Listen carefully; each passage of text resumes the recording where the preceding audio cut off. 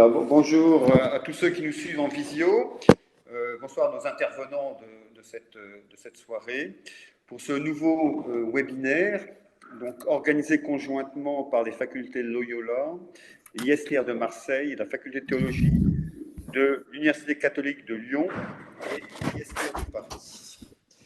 Voilà, ce webinaire donc, aura lieu en deux séances, en deux parties, si vous voulez. Donc aujourd'hui, ce soir, et le 27 novembre, donc de 18h à 20h, à l'occasion des 60 ans de la promulgation de Nostra Aetate, donc déclaration de 1965, déclaration conciliaire. Voilà, donc le titre, l'intitulé de ce webinaire est Nostra Aetate 60 ans après, élaboration, interprétation et réception. Alors la DIFT, cette déclaration inattendue, contraste avec l'importance qu'elle revêt donc dans la vie de l'Église et après le Concile et jusqu'à maintenant.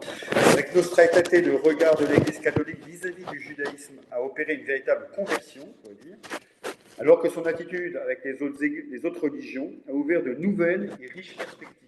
Il faut bien sûr entendre et comprendre. Voilà. Aussi, nous faut-il revenir sur cet événement, cette déclaration, on va dire, et la situer dans son contexte historique, mais aussi en montrer sa complexité, ses ombres et ses lumières, ce qu'il dit, ce qu'elle dit et ce qu'elle ne dit pas.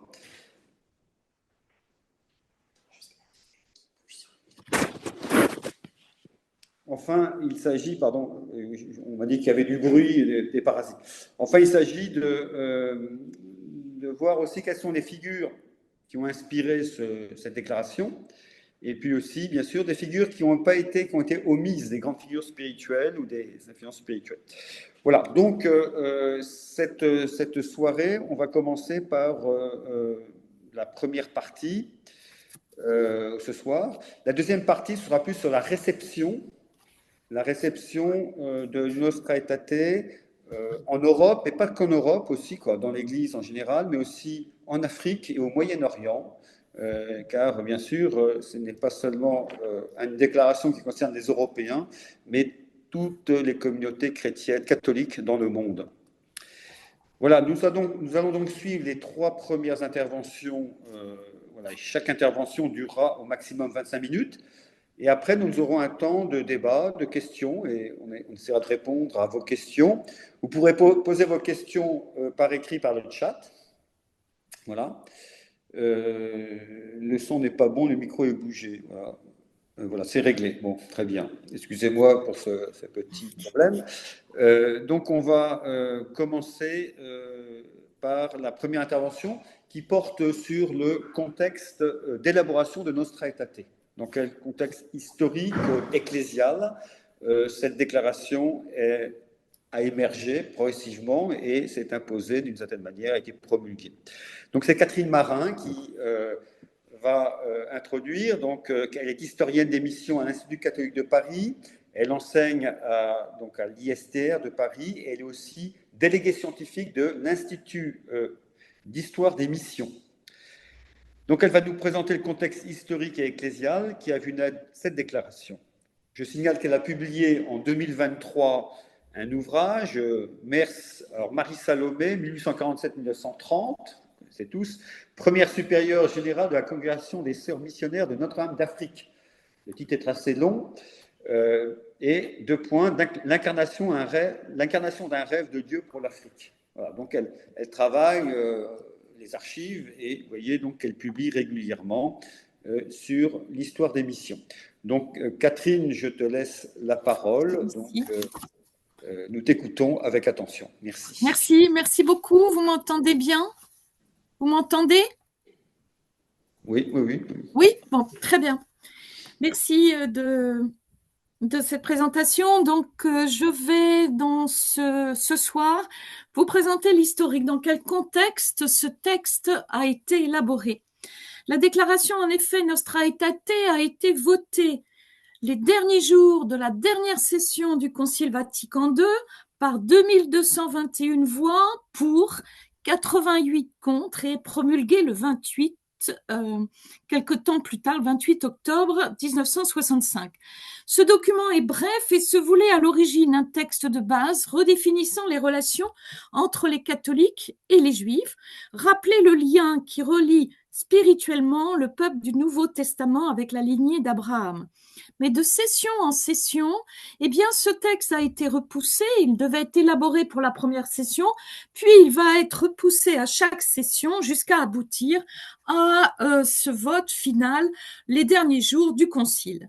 Or, rien n'était prévu d'ailleurs pour qu'une telle déclaration ait été mise à la réflexion lorsqu'on a mis en place les commissions préparatoires en juin 1960, puisqu'on ne compte qu'une seule proposition évoquant la question du judaïsme parmi toutes celles envoyées à Rome pour la préparation du concile.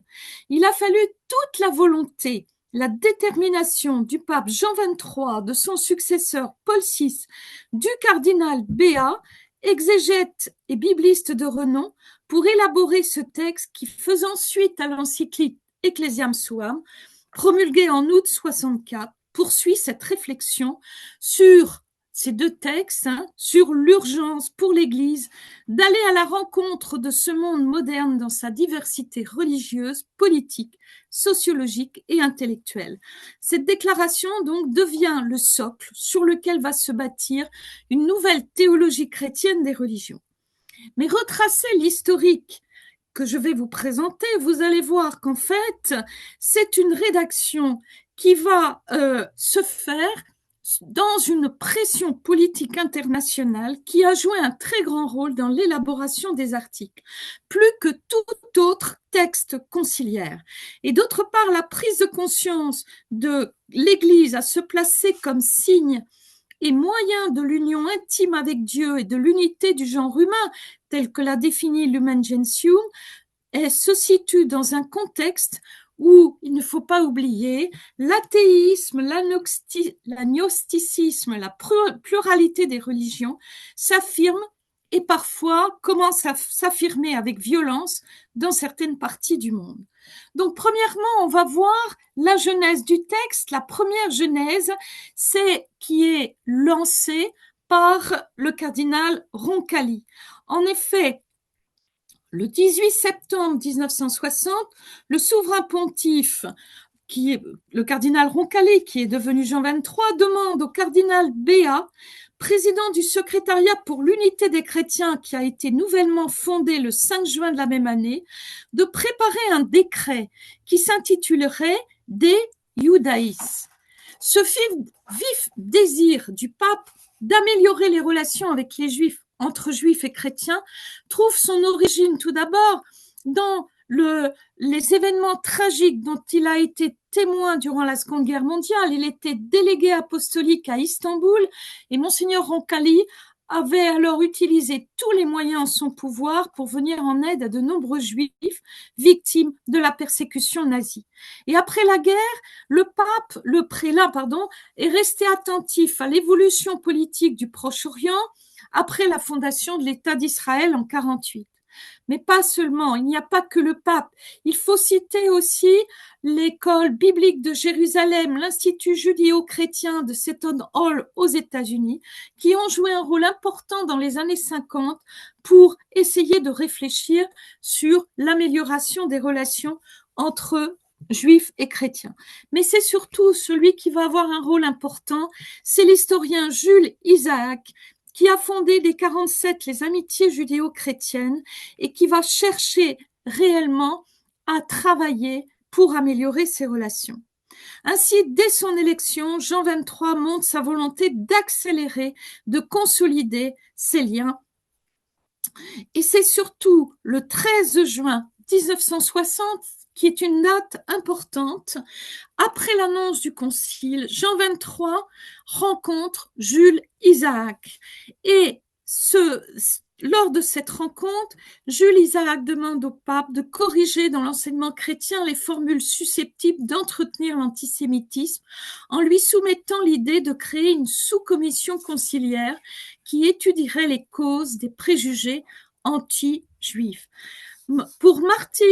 Martine-Thérèse Andrevon, c'est à la suite de cette rencontre que le pape demande au vieil historien de prendre contact avec le cardinal Béat et de travailler à la rédaction d'un texte sur ce sujet délicat. Nous sommes dans la phase préparatoire du Concile Vatican II. La rédaction de ce texte est lancée, des liens d'amitié vont se créer, se développer entre Jules Isaac et le cardinal Béat, et ces deux hommes vont jouer un rôle important justement dans l'élaboration de ce texte. Un premier texte donc va être élaboré et un projet de 7 pages en 1961. Et ce premier texte s'adresse aux catholiques, se présente dans une perspective strictement religieuse. Le cardinal Béat a voulu mettre l'accent sur les valeurs communes à partager et le champ de dialogue doit s'établir à partir de l'étude de la Bible. Mais c'est sans compter sur les réactions. C'est sans compter sur les réactions sur la grande effervescence politico-religieuse soulevée par l'élaboration de ce premier texte. La presse divulgue les grandes idées du texte, suscitant des réactions partagées, certaines enthousiastes, d'autres inquiètes au sein de la communauté chrétienne, mais aussi dans la communauté juive. On évoque une éventuelle présence d'observateurs juifs au concile. Le journal le Jérusalem Post du mois de janvier 62 annonce l'envoi d'émissaires à Rome désireux de répondre à ce désir d'ouverture et de dialogue de Jean 23. Mais il ne faut pas oublier la tension qui existait entre Israël et les pays arabes voisins. 2 guerres ont déjà éclaté, l'une en 46-49, l'autre en 51, à propos de la nationalisation du canal de Suez. Un nationalisme arabe se manifeste dans la région et les évêques et patriarches des pays arabes sont fortement inquiets par ce texte. Ils se déclarent hostiles car ils ont très peur que ce texte entraîne des répressions sanglantes contre les chrétiens dans les pays musulmans. En quelques mois, l'affaire devient politique. Les rumeurs se multiplient. En juin 62, quelques mois avant l'ouverture du concile, sous la pression, on décide le retrait du décret. Mais le cardinal Béat n'abandonne pas le projet. Pour lui, l'ouverture d'un dialogue nouveau avec les Juifs devient son combat. Il poursuit les rencontres avec les cardinaux provenant de nombreuses villes où la communauté juive est active, avec des hauts responsables des grandes instances juives internationales.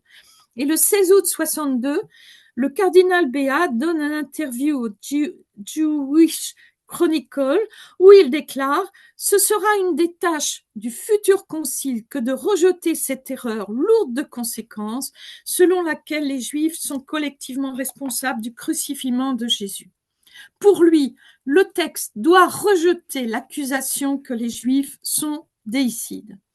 Donc, première version rejetée, puis lors de la deuxième session, on va reprendre le texte. En raison des vives réactions, on a laissé passer la première session et le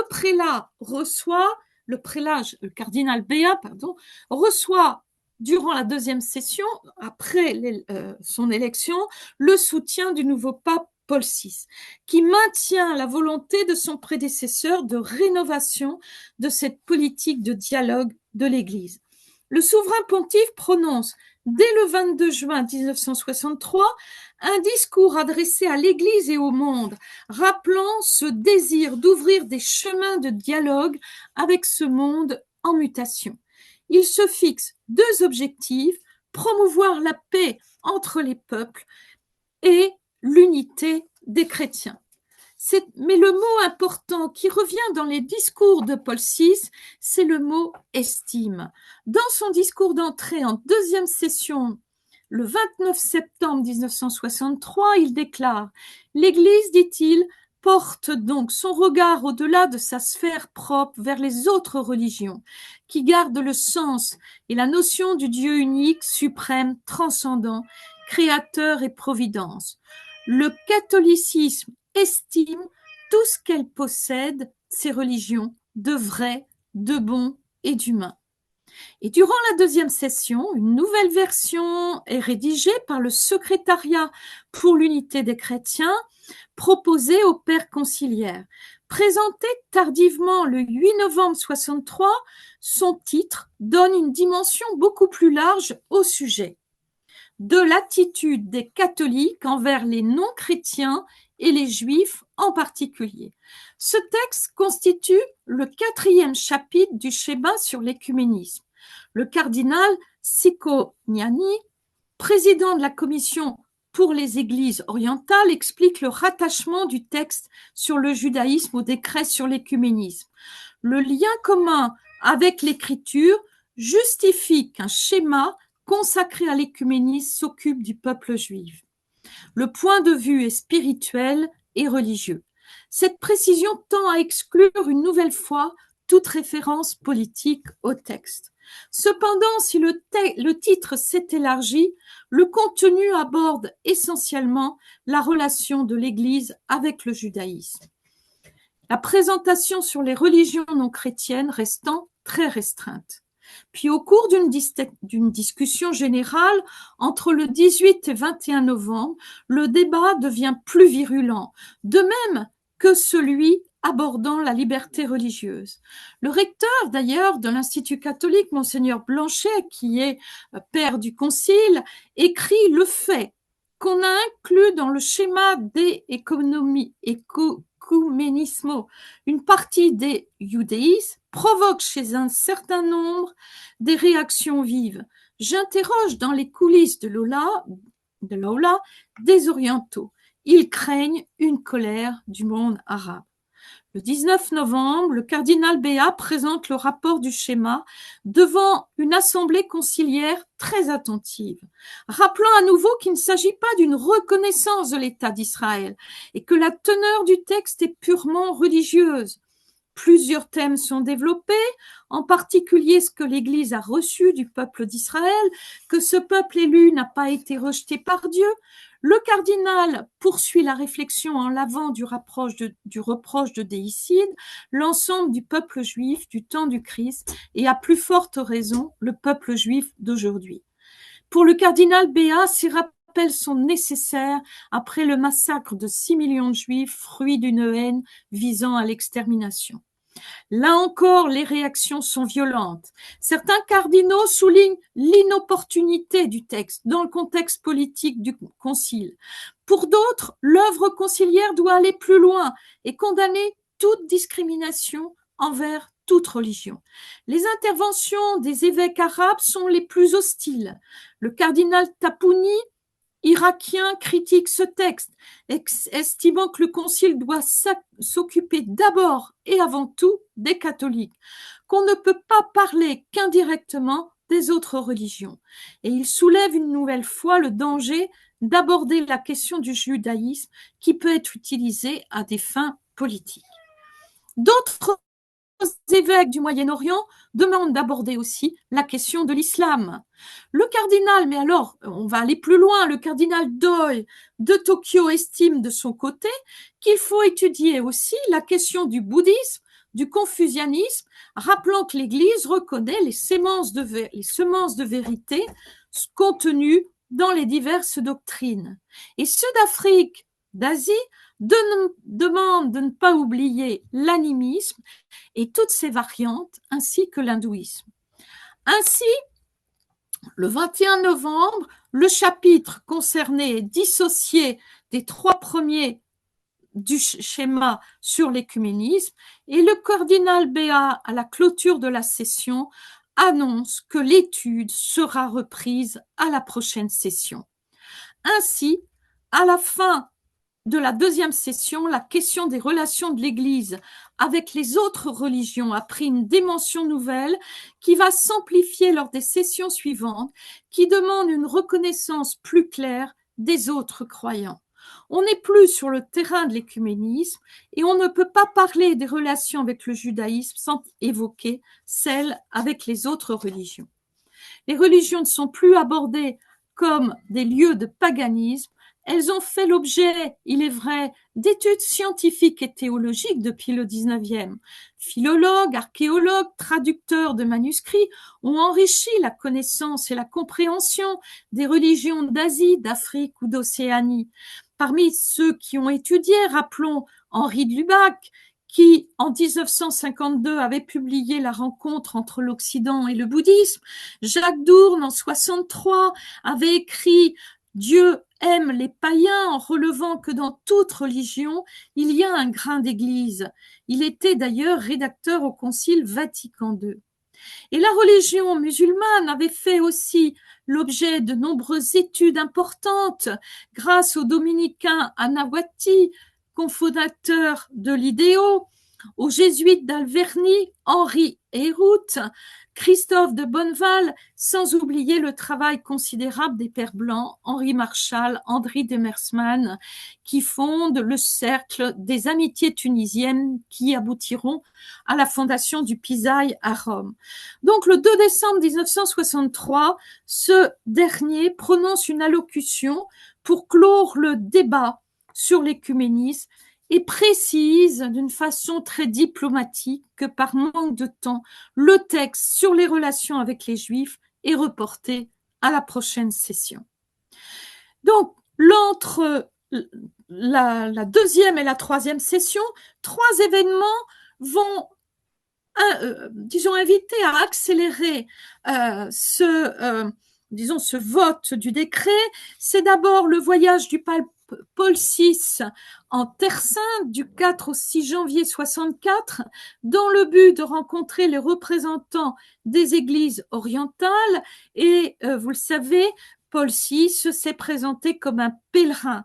Donc, il rencontre des musulmans de Jordanie, il rencontre les autorités israéliennes et il parle toujours, il utilise le terme d'estime, qui revient beaucoup dans ses discours. Quelques mois plus tard, il crée un secrétariat pour les religions non chrétiennes confié au cardinal Marella.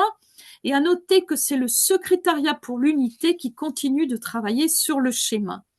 Et le 6 août 1964, Paul VI publie sa première encyclique que nous avons étudiée l'année dernière, l'Ecclesiam Suam, qui définit les nouvelles orientations de l'Église dans son rapport avec le monde, des chemins de dialogue à construire. Et c'est dans ce contexte nouveau que le cardinal Béat présente une nouvelle version du schéma lors de la 3e session de 1964 qui porte le titre « Seconde déclaration des Juifs et des non-chrétiens ». La première déclaration étant celle sur la liberté religieuse. Donc, on y parle des relations avec les Juifs. Le texte condamne toute attitude antisémite, si le mot déicide et le mot déicide a été retiré.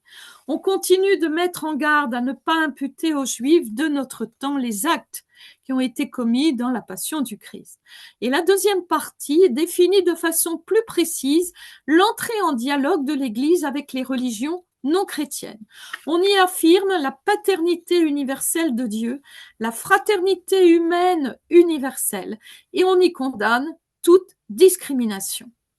Le cardinal Béat insiste sur cette nécessité de l'Église de rénover le dialogue avec les autres religions qui sont toutes en but à l'irréligion ou à l'athéisme érigé en théorie.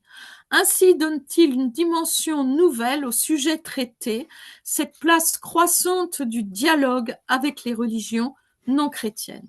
Un autre aspect oblige l'Église à réfléchir à sa propre relation avec les autres religions, c'est la montée et le réveil des religions dans les pays décolonisés, en pleine mutation politique, que ce soit l'Inde, l'Algérie, les pays d'Afrique subsaharienne.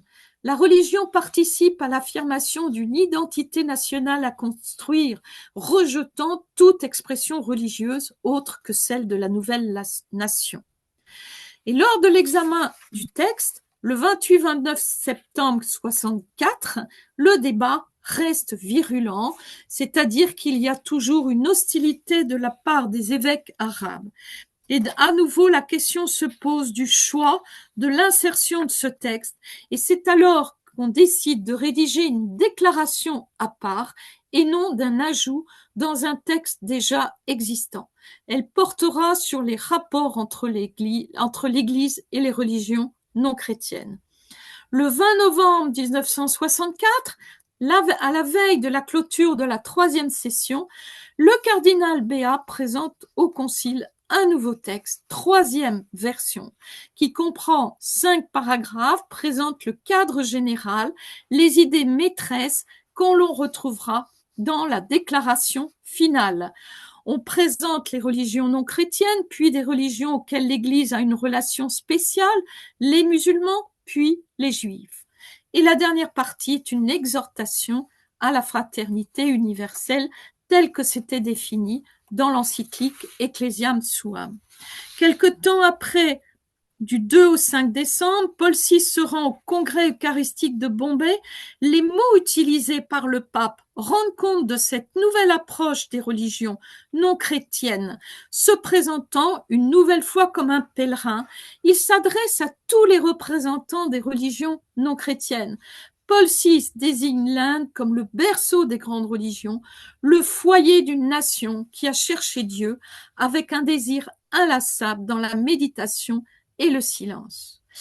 Alors enfin, le texte final, eh bien, en dépit des pressions nombreuses pour retirer ce texte venant des pays arabes et même de certaines associations juives, de certains prélats orientaux, la rédaction est remaniée entre les deux sessions, tenant compte des avis avancés des débats de l'année précédente.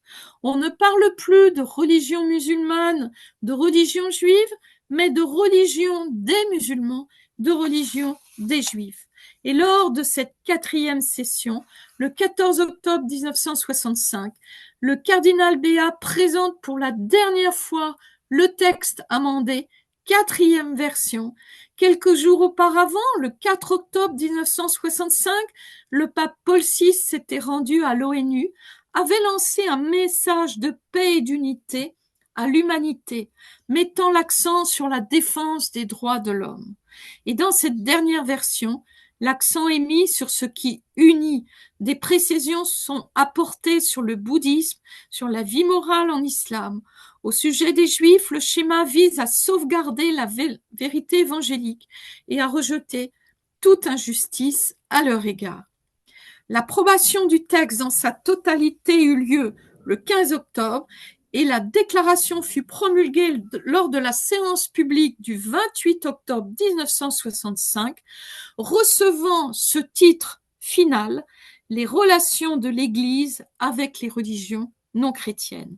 Ainsi aboutit l'histoire tourmentée de la rédaction de ce texte que le cardinal Béat a bâti sans relâche, avec beaucoup de détermination, en dépit des pressions multiples venant des États d'Israël, des États arabes, des groupes religieux, des oppositions au sein de l'Assemblée du Concile et même de ses propres amis. Le cardinal Béat compare l'histoire de ce texte à l'image biblique du grain de sénévé devenu arbre qui va servir de lieu d'attache à la rencontre de l'Église avec les religions du monde. Je vous remercie.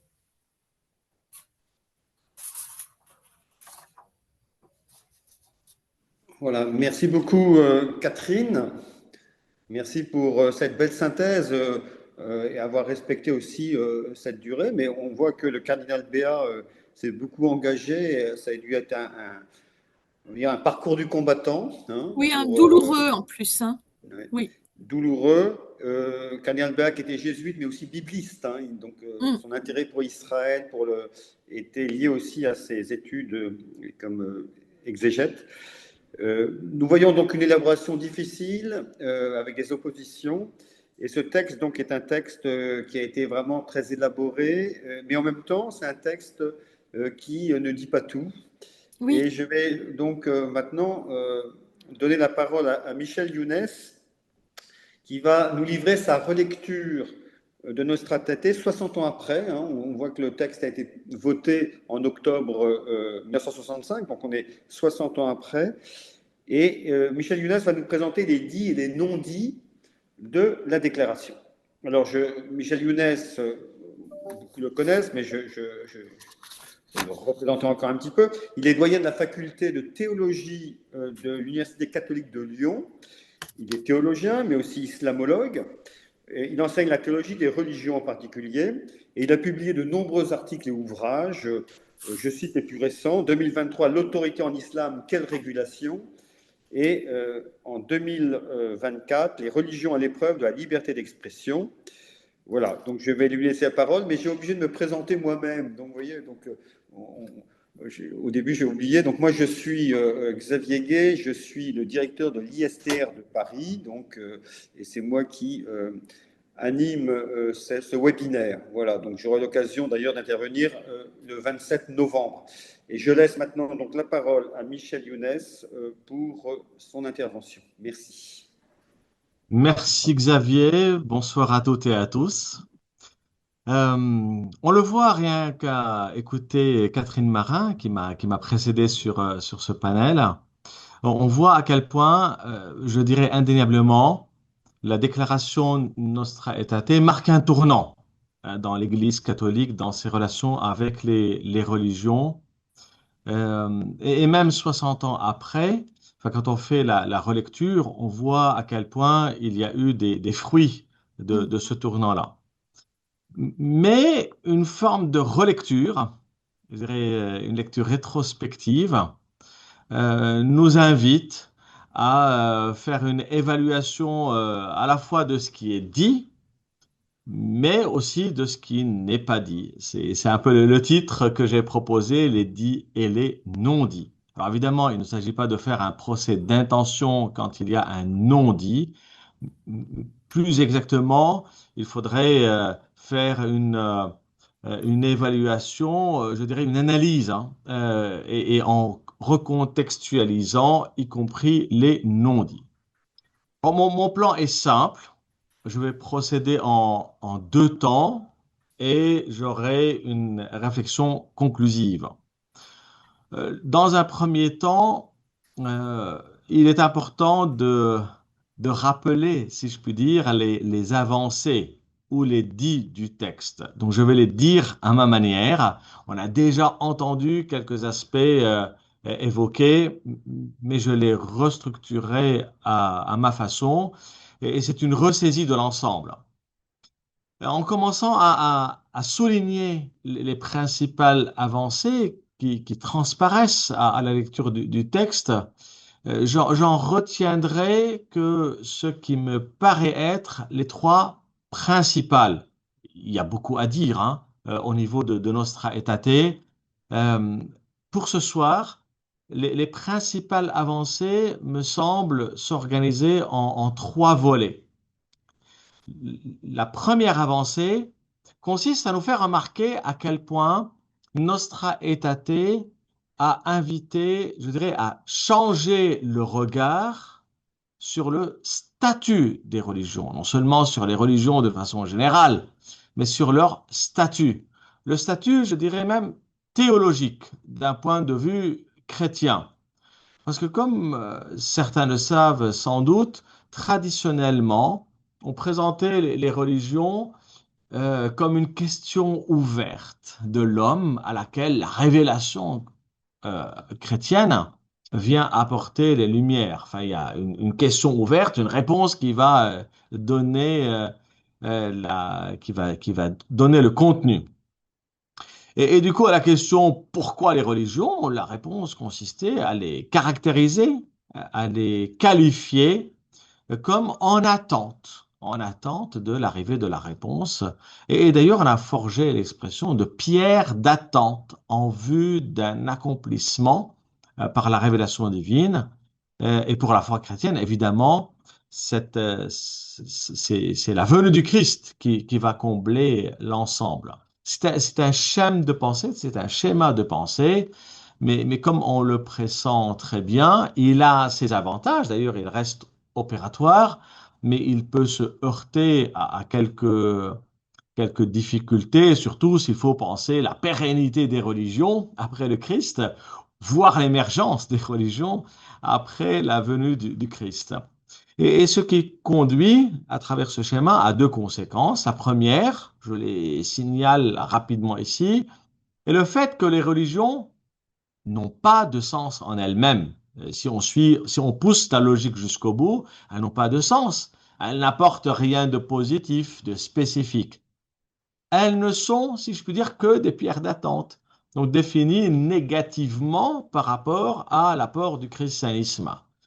Mais comme je viens de le dire, c'est un schéma qui peut avoir certaines difficultés. L'autre conséquence notable de ce schéma, c'est celle de l'apparition euh, de religion après le Christ qui va chambouler la donne et très souvent on les qualifiait d'hérésie ou de déviance. Si vous voulez, pour honorer cette notion de pierre d'attente et puis de l'achèvement en Christ, l'arrivée d'autres religions ou d'autres manifestations va être très vite cataloguée en déviance ou hérésie.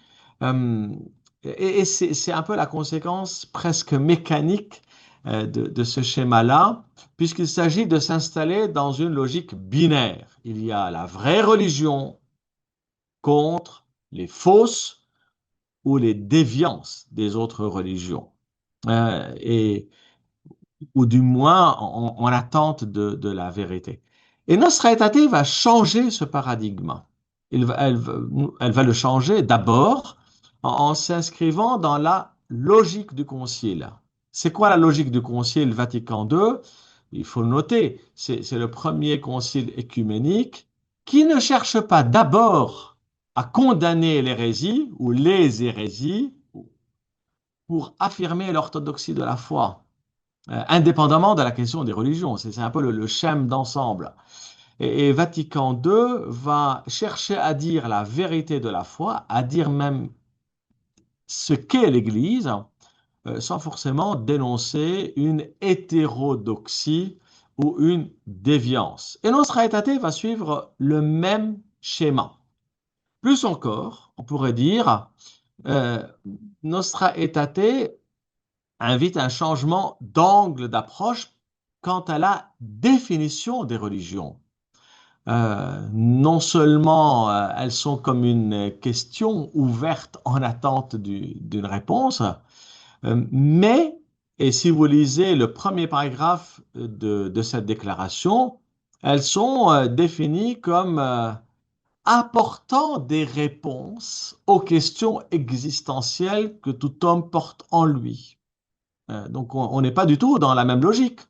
Et vous voyez que c'est un gap, et c'est très important de le mentionner, à quel point cette manière de voir va conduire les chrétiens ou le christianisme à observer chez les religions comme des possibles réponses. Et c'est la raison qui conduit à ne pas d'emblée les condamner. Euh, alors, il ne s'agit pas non plus de valider ce qu'elles apportent ou de les considérer comme divines. Vous voyez, le Concile est très sage dans sa manière de voir. Il ne dit pas que les religions sont l'œuvre du diable.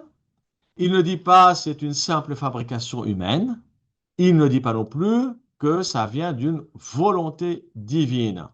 Donc elles ne sont ni des révélations, je dirais divines ou parallèles, ni des déviances non plus ou des manifestations du mauvais ou de l'antichrist. Il n'y a qu'un seul créateur qui est à l'origine et il n'y a qu'une seule destinée ultime. Et il dit, je vous le cite, c'est intéressant de rappeler ces termes, les hommes attendent de diverses religions la réponse aux énigmes cachées de la condition humaine qui, hier comme aujourd'hui, trouble profondément le cœur humain. Qu'est-ce que l'homme? Qu'est-ce que le sens et le but de la vie? Et qu'est-ce que le bien? Et qu'est-ce que le péché? Quelles sont l'origine et le but de la souffrance? Quelle est la voie pour parvenir au vrai bonheur? Qu'est-ce que la mort? Le jugement et la rétribution après la mort. Qu'est-ce qu'enfin le mystère dernier et ineffable qui entoure notre existence, d'où nous tirons notre origine et vers lequel nous tendons. Fin de citation.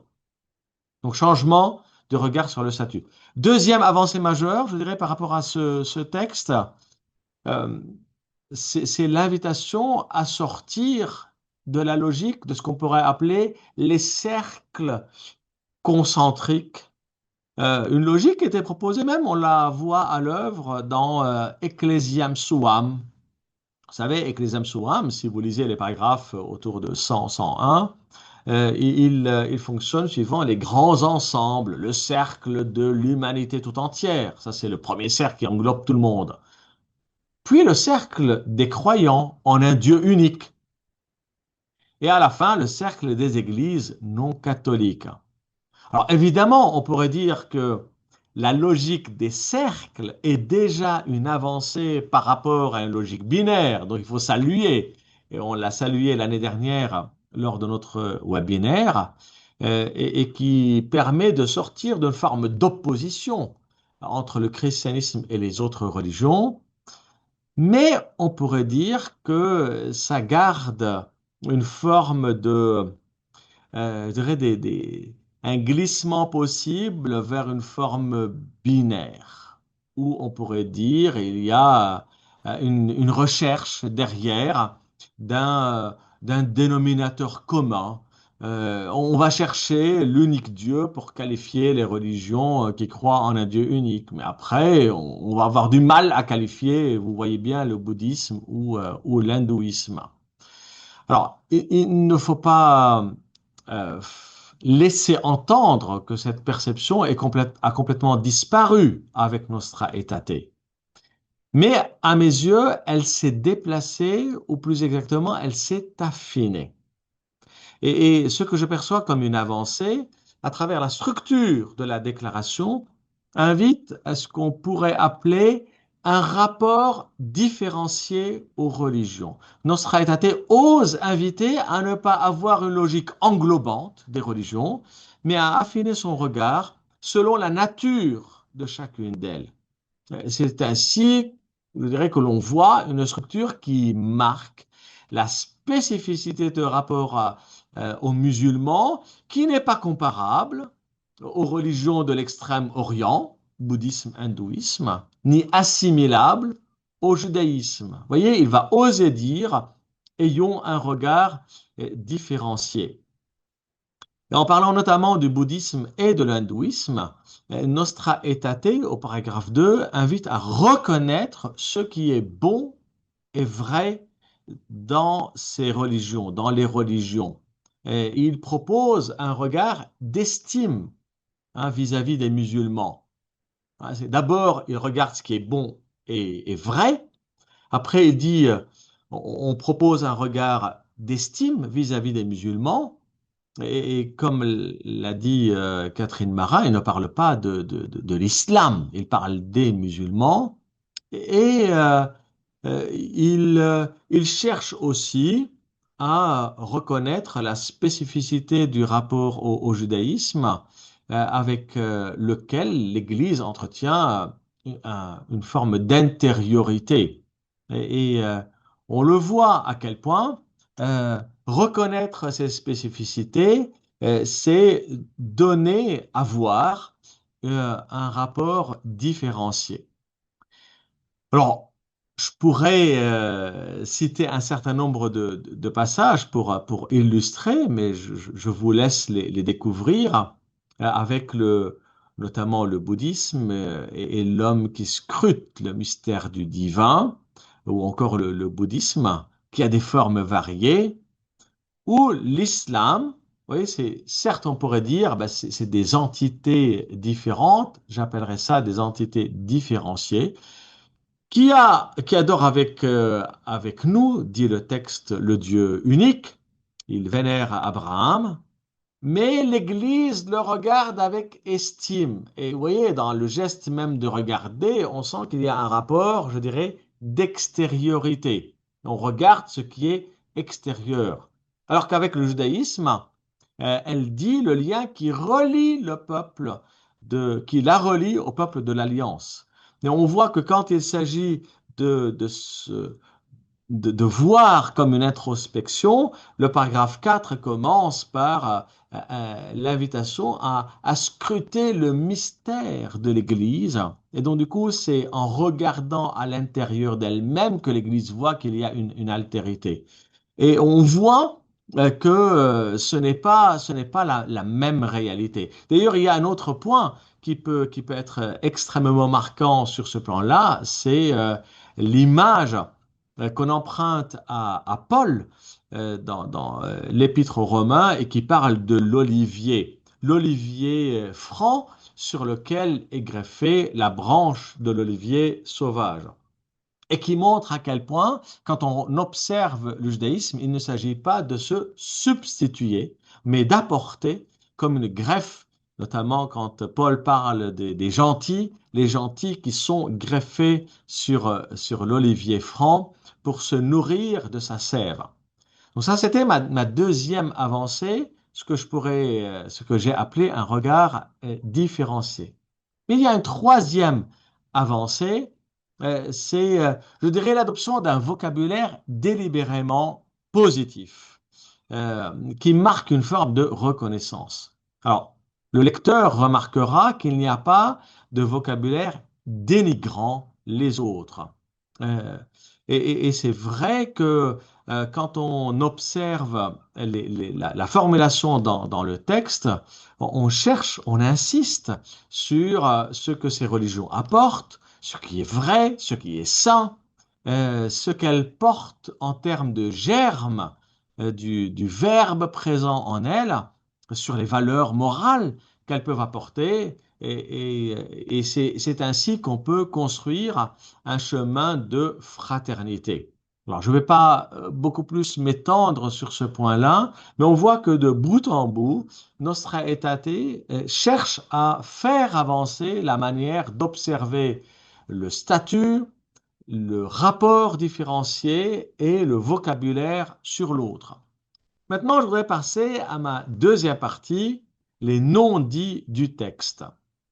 Les non-dits, ou pourrait-on dire les zones d'ombre ou les absences qui peuvent être également nombreuses, puisque c'est un texte, c'est une déclaration courte.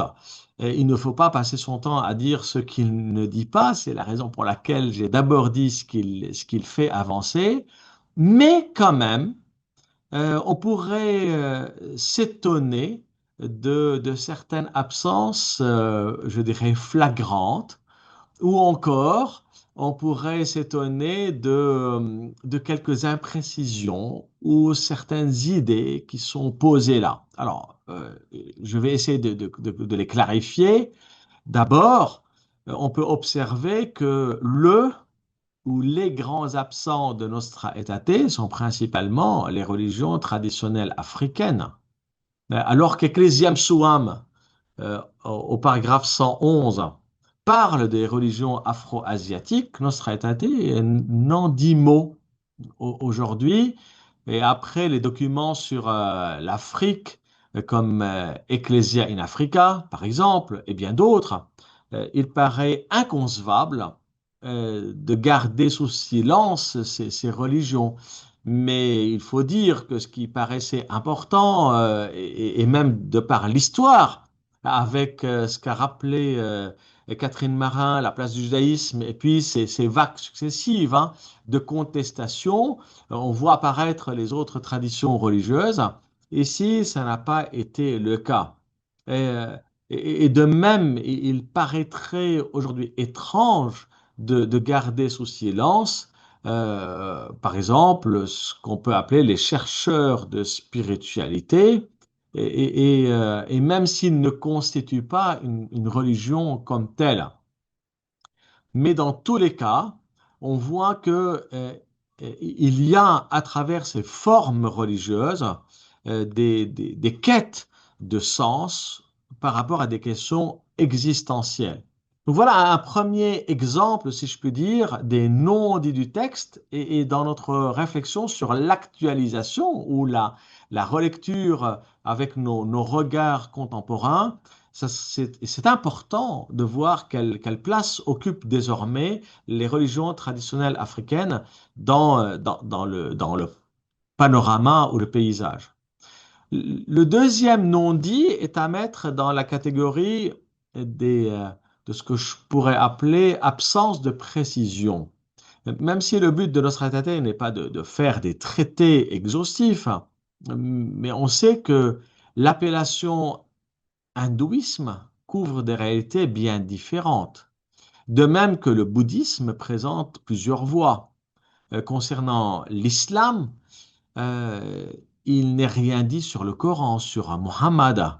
Euh, alors, sans doute, on n'a pas voulu euh, dire toutes les difficultés et les complexités, parce que de fait, parler de l'islam, c'est pas qu'on parlait des musulmans, parler de l'islam comme une entité unique, est-ce envisageable? Mais on voit à quel point cet exemple de l'islam, il peut aussi être emblématique d'absence de précision. Nostra Aetate nous livre quelque chose d'intéressant, de bon, mais il nous laisse devant des absences ou des mentions qui laissent dubitatif. Alors, il est vrai que si je prends l'exemple de l'islam ou du paragraphe 3, le texte mentionne l'écart entre la foi musulmane et la foi chrétienne par rapport à Jésus, mais c'est pris entre des affirmations euh, assez rapide et pour atténuer presque ces différences-là sur un fond de ce qui pourrait paraître comme une trame commune. Je vous cite le texte. Bien qu'ils ne reconnaissent pas Jésus comme Dieu, ils le vénèrent comme prophète. Ils honorent sa mère virginale Marie et parfois même l'invoquent avec piété. De plus, ils attendent le jour du jugement où Dieu rétribuera tous les hommes ressuscités. Vous voyez donc tous les éléments qui disent quelque chose de l'ordre de la proximité. Mais il est vrai qu'on peut s'interroger sur qu'est-ce qu'on fait des différences majeures dans les relations qu'entretient la foi chrétienne, le christianisme avec les religions non chrétiennes. Il y a une part importante aujourd'hui. Qu'est-ce qu'on fait des différences? Est-ce que le but du dialogue est de chercher ce qui est commun ou d'interroger et même de poser un regard sur les différences? J'avance vite, on pourra compléter dans les débats. Le troisième non-dit relève, je dirais, de ce qu'on pourrait appeler euh, une forme de juxtaposition d'affirmation. Et ça, on l'observe aussi au paragraphe 2. Regardez dans le même passage où il y a une volonté de reconnaître les religions euh, et leur côté, je dirais, positif et ce qu'elles portent comme vrai et saint, le texte continue en disant l'Église est tenue d'annoncer le Christ euh, et je dirais presque en même temps. Donc on voit que le texte cherche, et si on prête attention au vocabulaire, il va chercher d'un côté à dire quelque chose de reconnaissant et en même temps euh, chercher avec des nuances. Cependant, toutefois, regardez, écoutons le texte. L'Église catholique ne rejette rien de ce qui est vrai et saint dans ses religions. Ça, c'est le côté, je dirais, avancé. Elle considère avec un respect sincère ses manières d'agir et de vivre, ses règles et ses doctrines, quoi qu'elles diffèrent en beaucoup de points de ce qu'elle-même tient. Cependant, apporte un rayon de vérité qui illumine tous les hommes. Toutefois, elle est tenue d'annoncer sans cesse le Christ. Vous voyez toutes ces nuances. Donc on voit clairement ce qui va devenir un objet de réflexion et qui va demander des précisions sans arrêt, euh, 10 ans plus tard, 20 ans plus tard, 15 ans plus tard, et jusqu'à aujourd'hui, on cherche à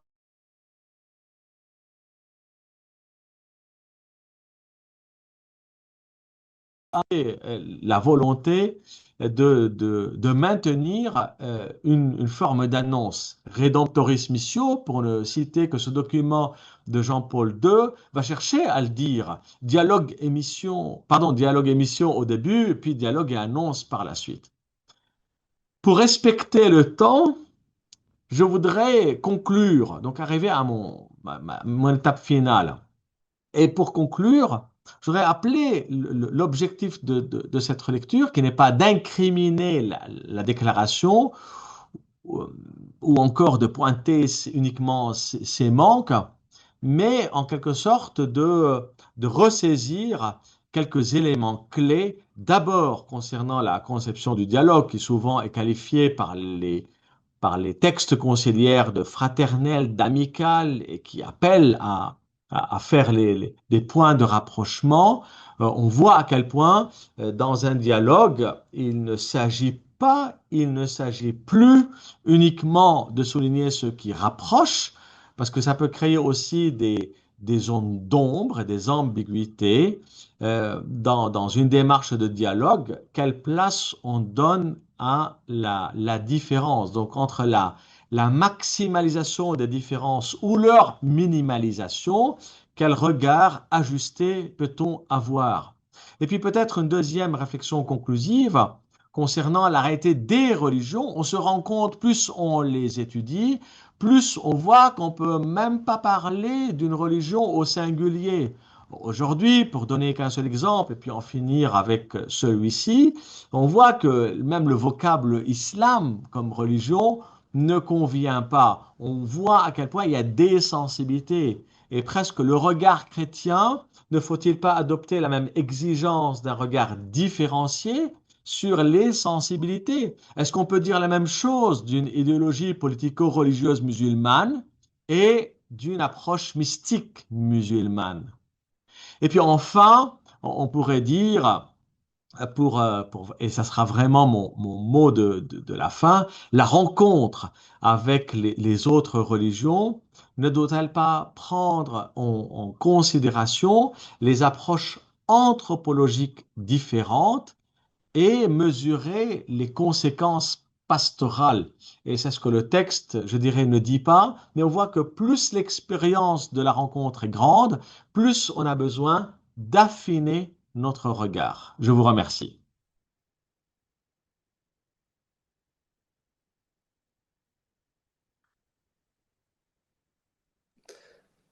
Voilà, merci beaucoup Michel pour ce commentaire et cette présentation très éclairante et très structurée de Nostra Aetate, et en soulignant aussi bien sûr les zones d'ombre ou les absences, mais effectivement le document, la déclaration étant très courte, c'est très difficile bien sûr de tout dire, hein, donc il ne s'agit pas d'un développement précis, exhaustif. Mais en tout cas, ça nous permet de bien introduire et de bien comprendre en tout cas le statut de ce texte et ses développements par la suite. On verra ça dans la réception d'ailleurs le 27 novembre prochain. On pourra voir comment certains problèmes vont être mis en valeur par la suite dans la réception. Voilà, donc j'espère que vous n'êtes pas encore trop fatigués.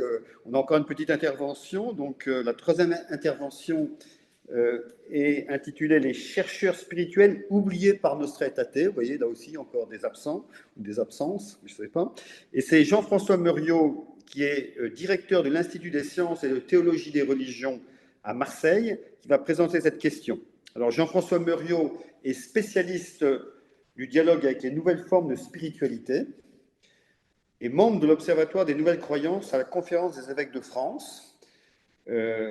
Il est aussi membre de la Société des missions étrangères de Paris, donc c'est les MEP, qui sont très actifs en particulier en Asie. Il a été donc pendant de nombreuses années missionnaire en Indonésie. Donc il a aussi une expérience de terrain très intéressante. Et nous allons maintenant lui laisser la parole pour cette troisième et dernière intervention donc, de ce webinaire. Merci Jean-François, c'est à toi. Merci Xavier. Merci. Merci. Bonsoir à toutes et à tous. Dès la première phrase de la déclaration Nostra Aetate, le document pose l'objectif qui est le sien, examiner plus attentivement quelles sont ses relations avec les religions non chrétiennes. Et parmi les religions citées, on vient d'en parler, on trouve d'abord différents peuples qui ont la perception d'une force cachée, présentes au cours des choses et aux événements de la vie humaine. Il pourrait s'agir très certainement des religions de type animiste. On trouve ensuite l'hindouisme et le bouddhisme. Puis la déclaration cite longuement, et dans cet ordre, les musulmans et les juifs. Alors posons-nous la question, et Michel Younes vient de la formuler, pourquoi Nostra Aetate ne dit rien ou semble ne rien dire de la relation de l'Église avec ceux que l'on appelle aujourd'hui les chercheurs spirituels? Dans un premier temps, je mettrai en lumière les raisons de fond pour lesquelles, au milieu des années 60, les chercheurs spirituels n'étaient pas une préoccupation de l'Église catholique de l'époque. Dans un deuxième temps, je montrerai que le Concile Vatican II rejoint toutefois, de diverses manières, les chercheurs spirituels et leur quête hors des sentiers battus des religions. Les pères conciliaires ont en effet posé de modestes jalons, qui sont autant de semences pour un dialogue avec les nouvelles spiritualités.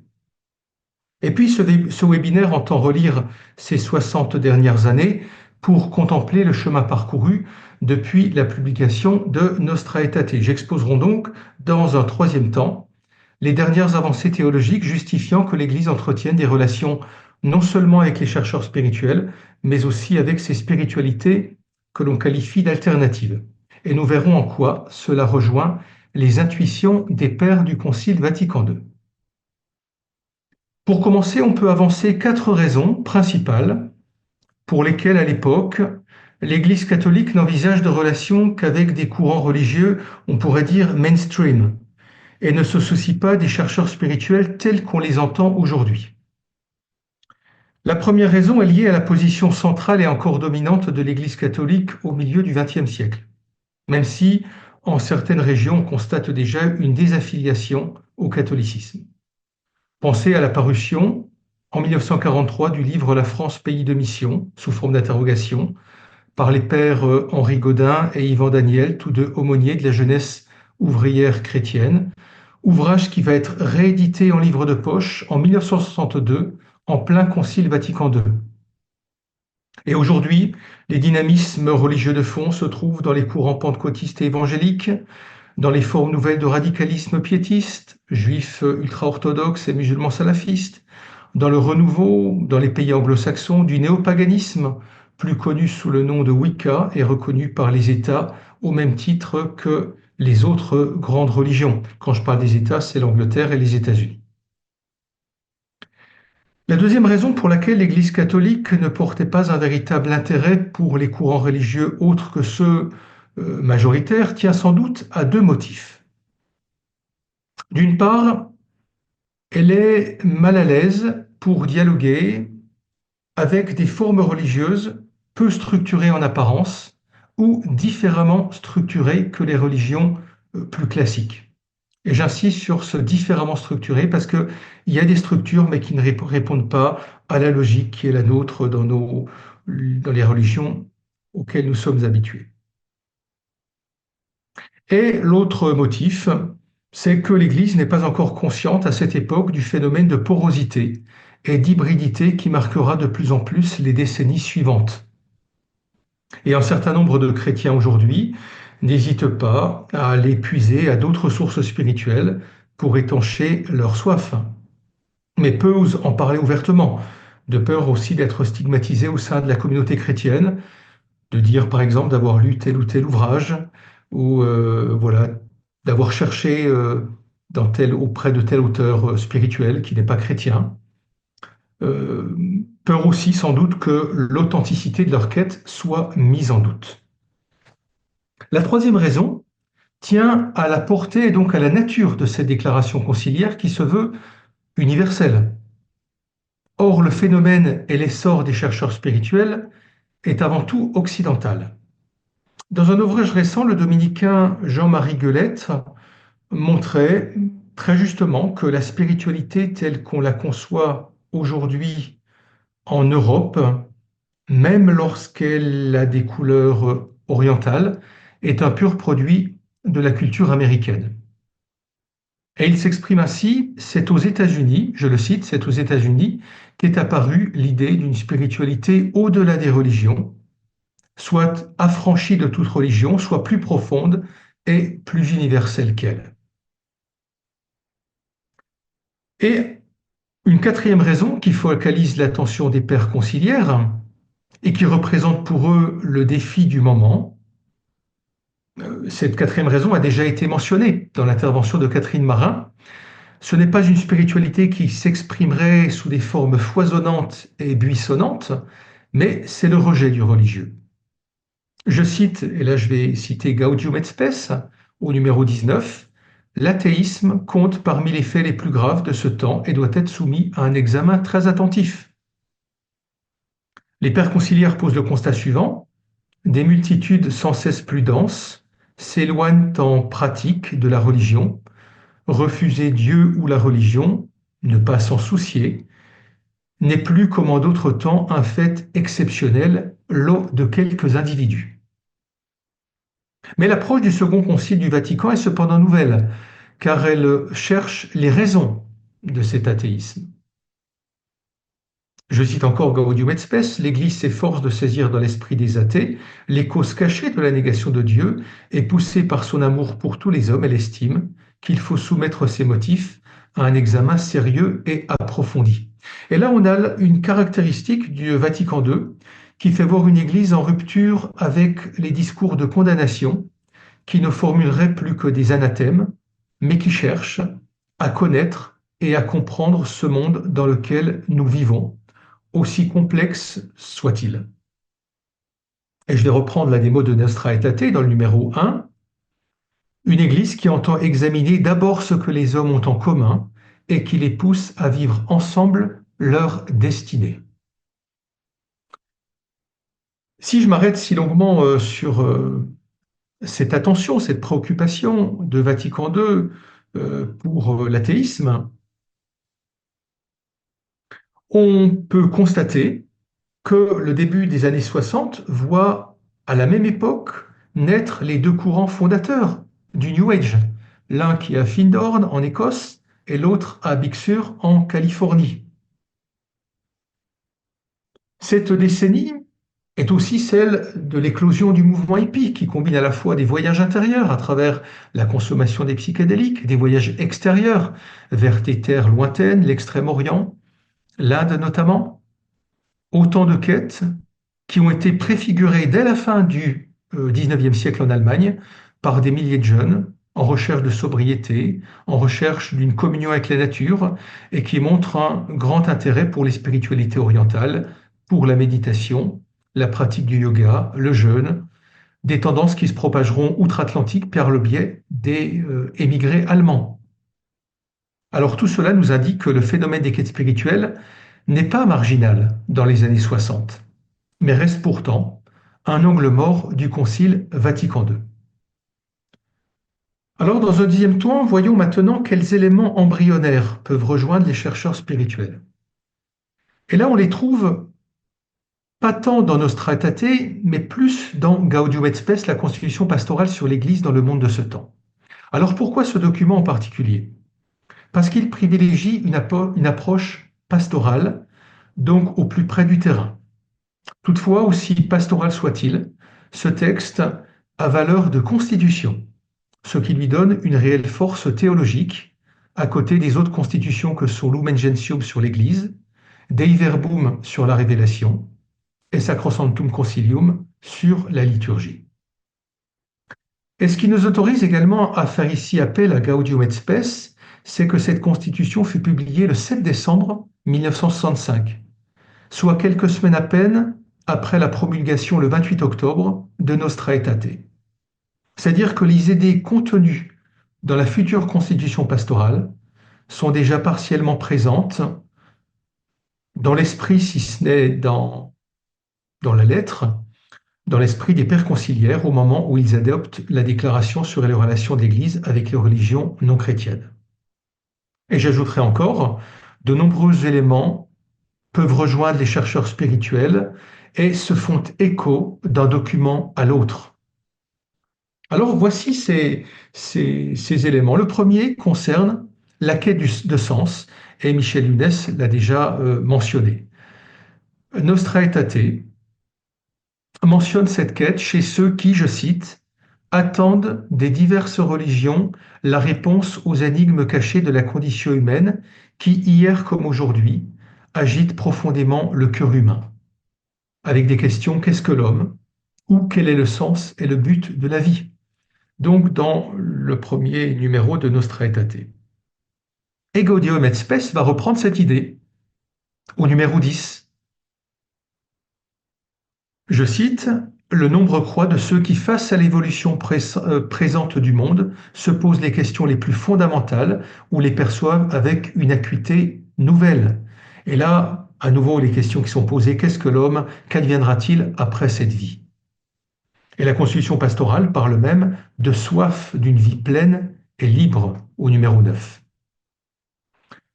Alors si, comme l'affirme le Concile, la communauté des chrétiens se reconnaît réellement et intimement solidaire du genre humain et de son histoire, alors la quête de sens des chercheurs spirituels doit rejoindre et nourrir la quête de sens des chrétiens.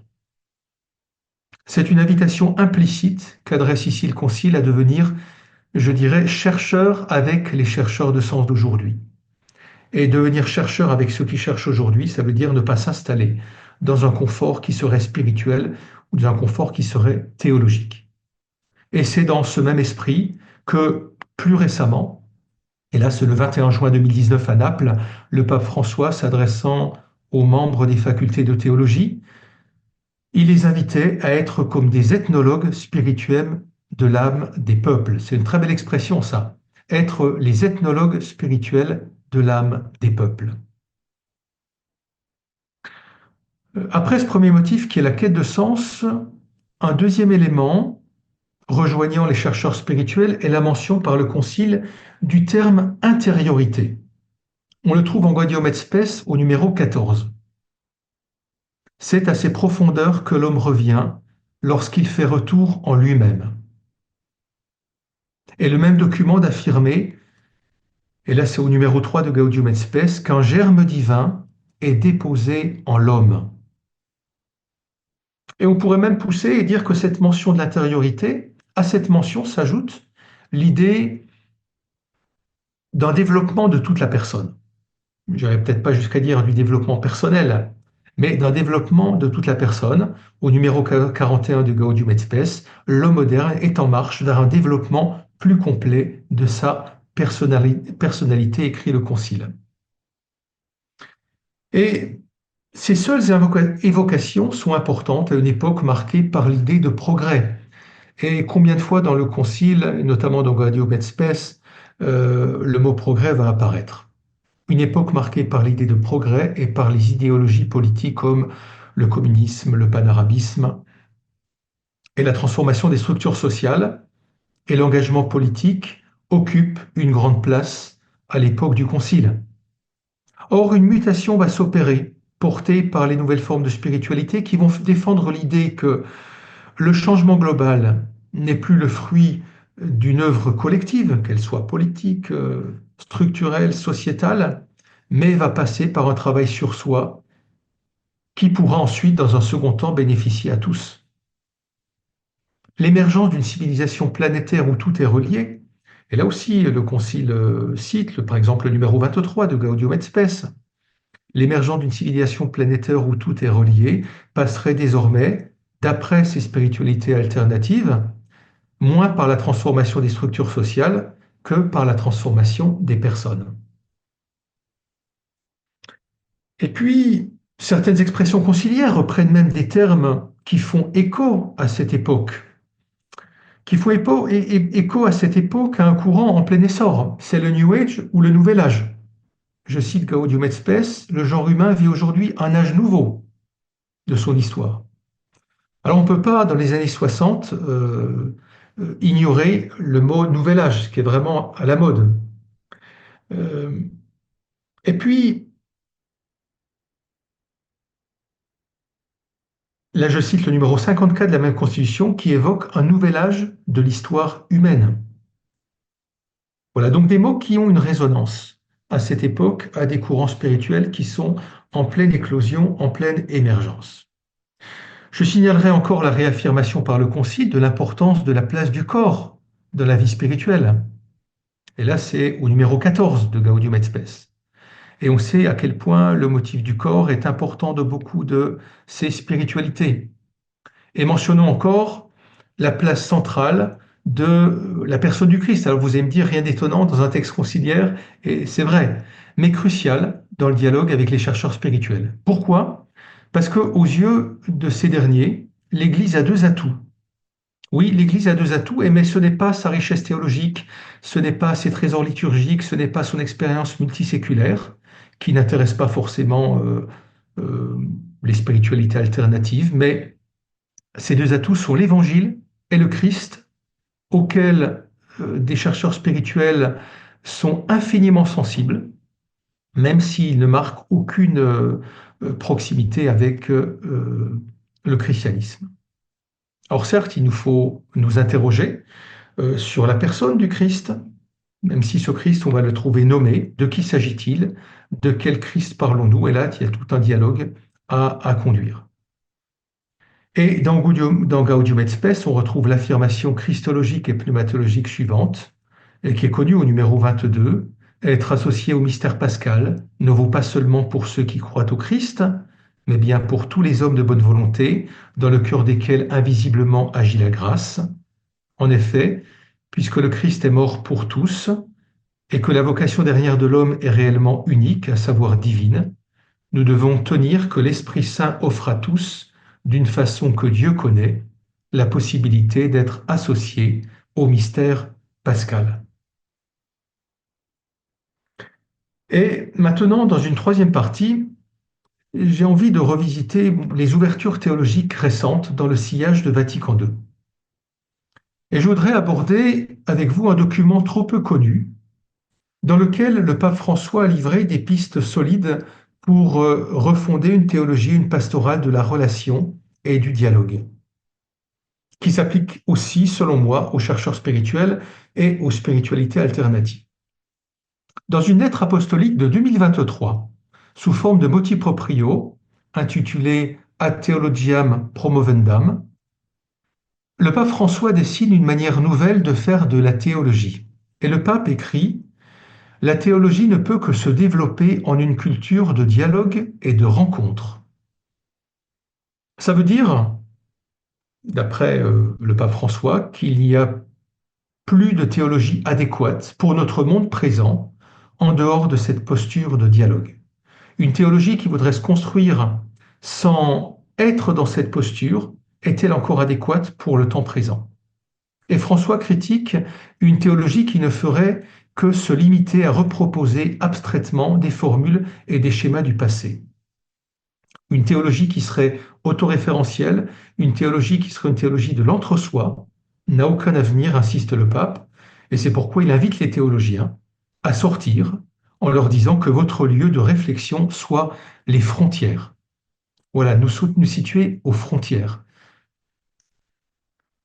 Mais le pape met aussitôt en garde contre toute interprétation réductrice que certains seraient tentés de donner à cette réelle ouverture. Et là, je cite François: la théologie ne peut pas se réduire à une attitude tactique, adaptant de manière extrinsèque des contenus désormais cristallisés à de nouvelles situations. Cela veut dire pour le pape que la rencontre et le dialogue ne peuvent être réduits à de simples techniques de communication, encore moins à une stratégie de séduction pour attirer l'autre à soi.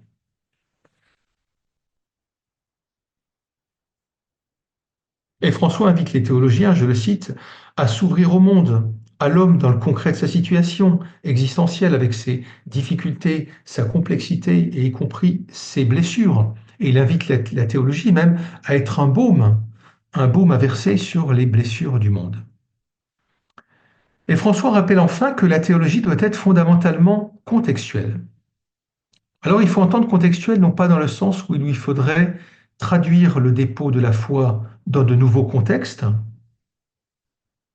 ou l'appliquer à ce nouveau contexte, c'est-à-dire de l'Église vers le monde, mais contextuel signifie, dans l'esprit du pape François, écouter ce que le contexte dit à l'Évangile. Autrement dit, aller du monde vers l'Église. Et pour illustrer ce changement qui s'impose aujourd'hui, François va évoquer le sens commun des gens, entre guillemets le sens commun des gens, comme un véritable lieu théologique, au service de l'évangélisation de l'Église et de la transmission, et de la transmission de la foi. Le sens commun des gens, cité ici par François, va au-delà du sensus fidei fidelium, le sens de la foi des fidèles, et va englober le sens commun des non-chrétiens. Comment l'Église est-elle à l'écoute de ce sens commun de ceux qui ne sont pas chrétiens?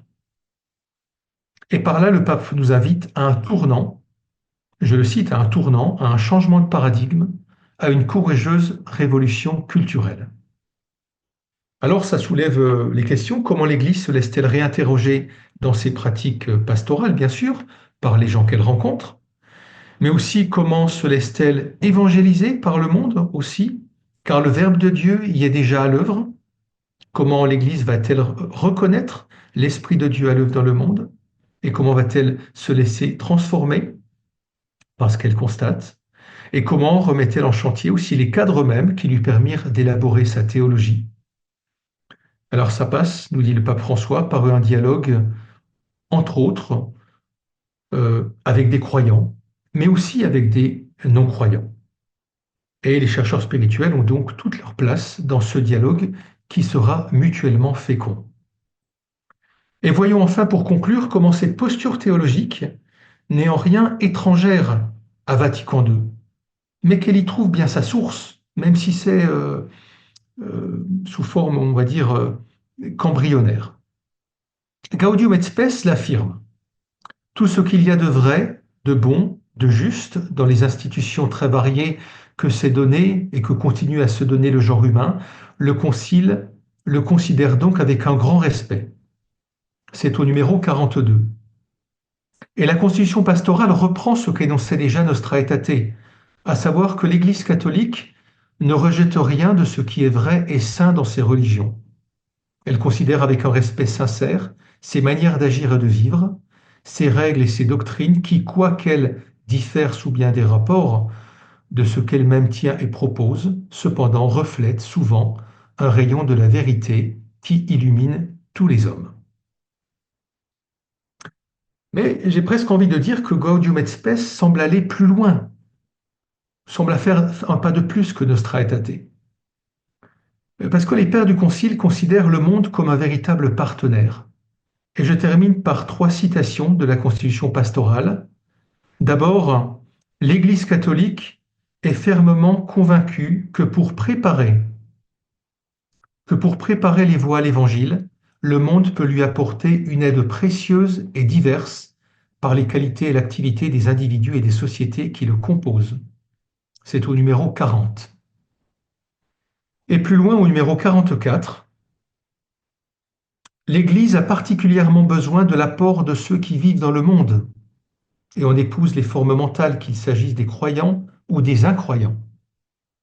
Et enfin, c'est toujours au numéro 44, mais au paragraphe 3, l'Église peut aussi être enrichie, et elle l'est effectivement, et c'est important, l'Église peut aussi être enrichie, et elle est effectivement, par le déroulement de la vie sociale, non pas comme s'il manquait quelque chose dans la constitution que le Christ lui a donnée, mais pour l'approfondir, la mieux exprimer et l'accommoder d'une manière plus heureuse à notre époque. Et j'insisterai sur ce mot, l'approfondir. Comment les autres religions, et j'y ajoute aussi les spiritualités alternatives ou les chercheurs spirituels comme en tant qu'individus, comment les autres religions aident-elles l'Église à approfondir et comprendre le mystère dont elle-même est dépositaire?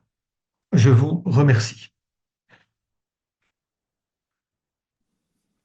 Merci beaucoup, Jean-François, pour cet éclairage. Alors, assez original, parce qu'on n'a pas l'habitude d'interroger Nostra Aetate à partir de la question de la spiritualité.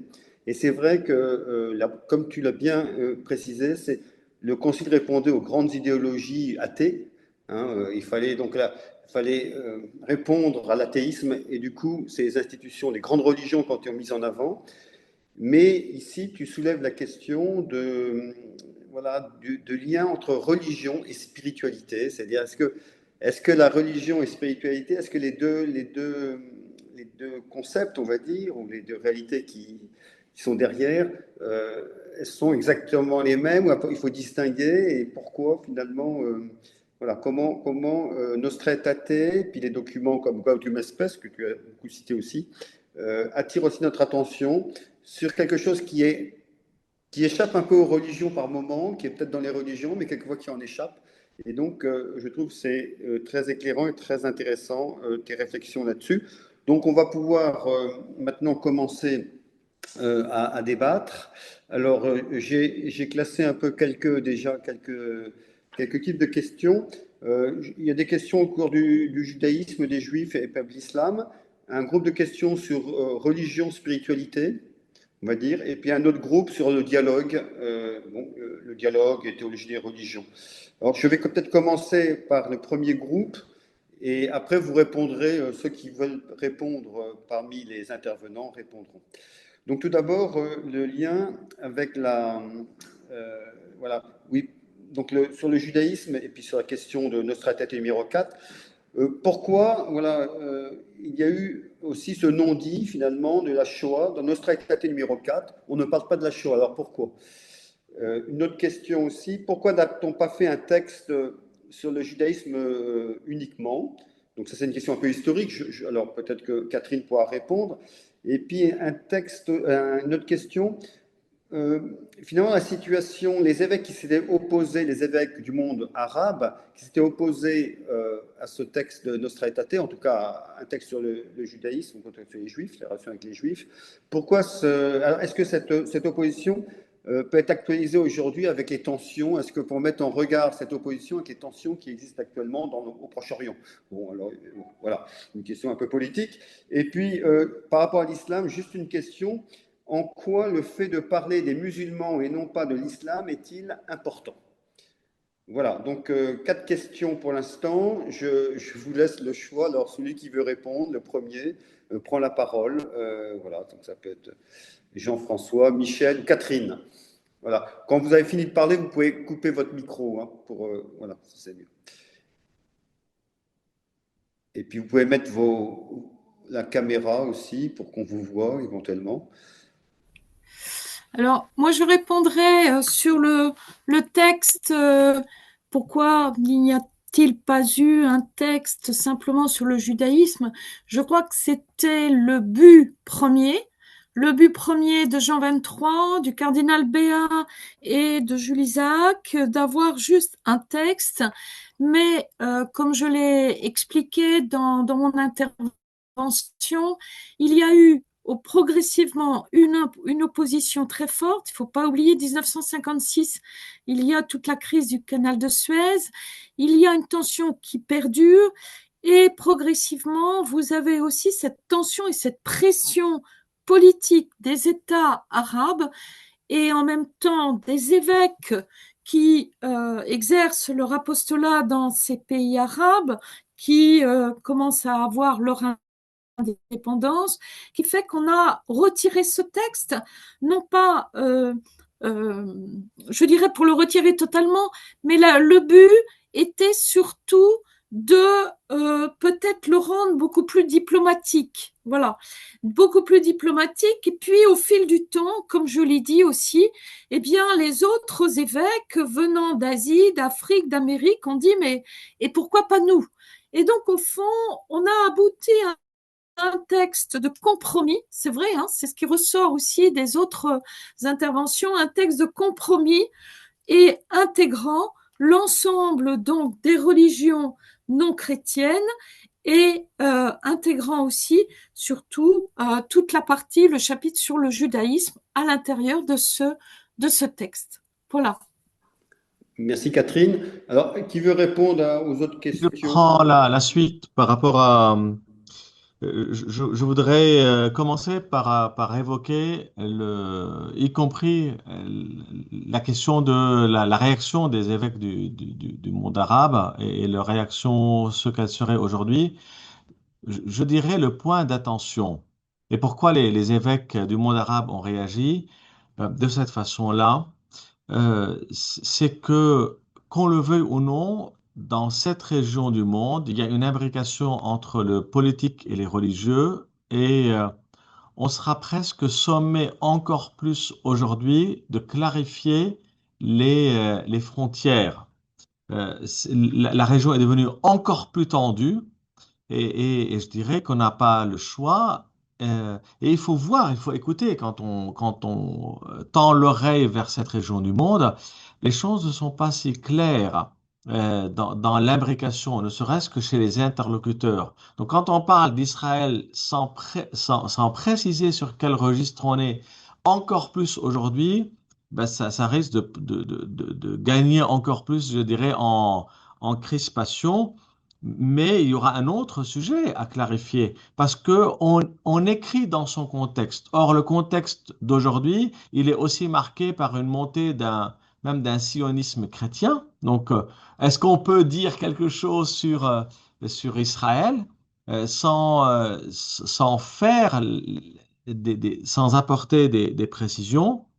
Et je poursuis en disant, par rapport à la question de l'islam, sans doute, si on a à réécrire aujourd'hui le texte de Nostra Aetate, je dirais un des points les plus marquants serait sur celui de l'islam et des musulmans. Pour une simple raison, c'est que l'islam qui était davantage abordé ou perçu, surtout en Europe, comme à la frontière, à la marge, en dehors de la Méditerranée. Aujourd'hui, on le voit bien, que ce soit en Europe ou dans le monde, c'est une question cruciale. D'ailleurs, si on remarque les voyages du pape François dans le monde, enfin, faites la comptabilité, on voit à quel point les voyages les plus marquants, les discours les plus marquants, les déclarations les plus marquantes sont celles qu'il a eues avec des autorités musulmanes ou dans des pays marqués par la tradition musulmane. On est les fils de notre temps. Alors, je poursuis, je finis avec l'autre question sur islam musulman. Je dirais d'abord, évidemment, qu'il y a une distinction ou bien des points de vigilance à avoir et il y a des conséquences quand on prend en considération ces points-là. Je dis souvent que les pères conciliaires, y compris en leur temps, ont eu la sagesse de parler des musulmans et non pas de l'islam. Parce qu'on peut faire des raccourcis en parlant d'un fait comme un fait unique, la religion comme une entité unique, et ça peut créer encore plus d'ambiguïté, y compris aujourd'hui. Parce que l'islam est pluriel, et comme il n'y a pas de structure régulatrice, est-ce qu'on parle de la même chose? Et vous voyez tout de suite les conséquences sur le dialogue ou sur les rapports. Parce que quand on pose un regard théologique, quand on pose dans une déclaration une manière d'établir le rapport en évoquant la place de Jésus, la place de Marie. Donc on est sur un registre aussi théologique. On ne peut pas se permettre de faire abstraction après les années 90 et 2000 de la montée du fondamentalisme au nom de l'islam. Sinon, ça crée une confusion dans l'esprit des chrétiens ou des catholiques. Donc on ne peut plus aujourd'hui se le permettre. Donc vous voyez très bien qu'on ne parle pas de la même chose. Et je rajoute en disant, et je voudrais faire un petit clin d'œil à Monseigneur Dubost, qui disait, j'ai encore sa voix dans mon oreille quand on était au Conseil des relations interreligieuses à la Conférence des évêques de France, les systèmes religieux ne dialoguent pas, ce sont les personnes porteurs de foi qui dialoguent. Donc vous voyez que parler des musulmans et non pas de l'islam, on ne dialogue pas avec l'islam. En tout cas, qui a envie de dialoguer avec un système religieux? On dialogue avec des personnes qui portent une foi, qui portent des doctrines. Et évidemment, en faisant cela, on est conscient qu'il y a des précautions, qu'il y a des points de vigilance à avoir. Merci pour Michel. Alors peut-être je vais passer à la deuxième catégorie, là le temps avance. Religion et spiritualité, alors plusieurs questions.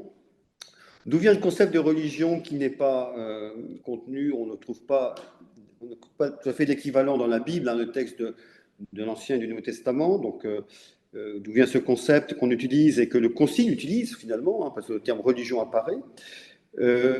Toujours pour les religions, sont-elles aussi au même titre que le catholicisme? Alors, je prends les mots de la personne qui a posé la question.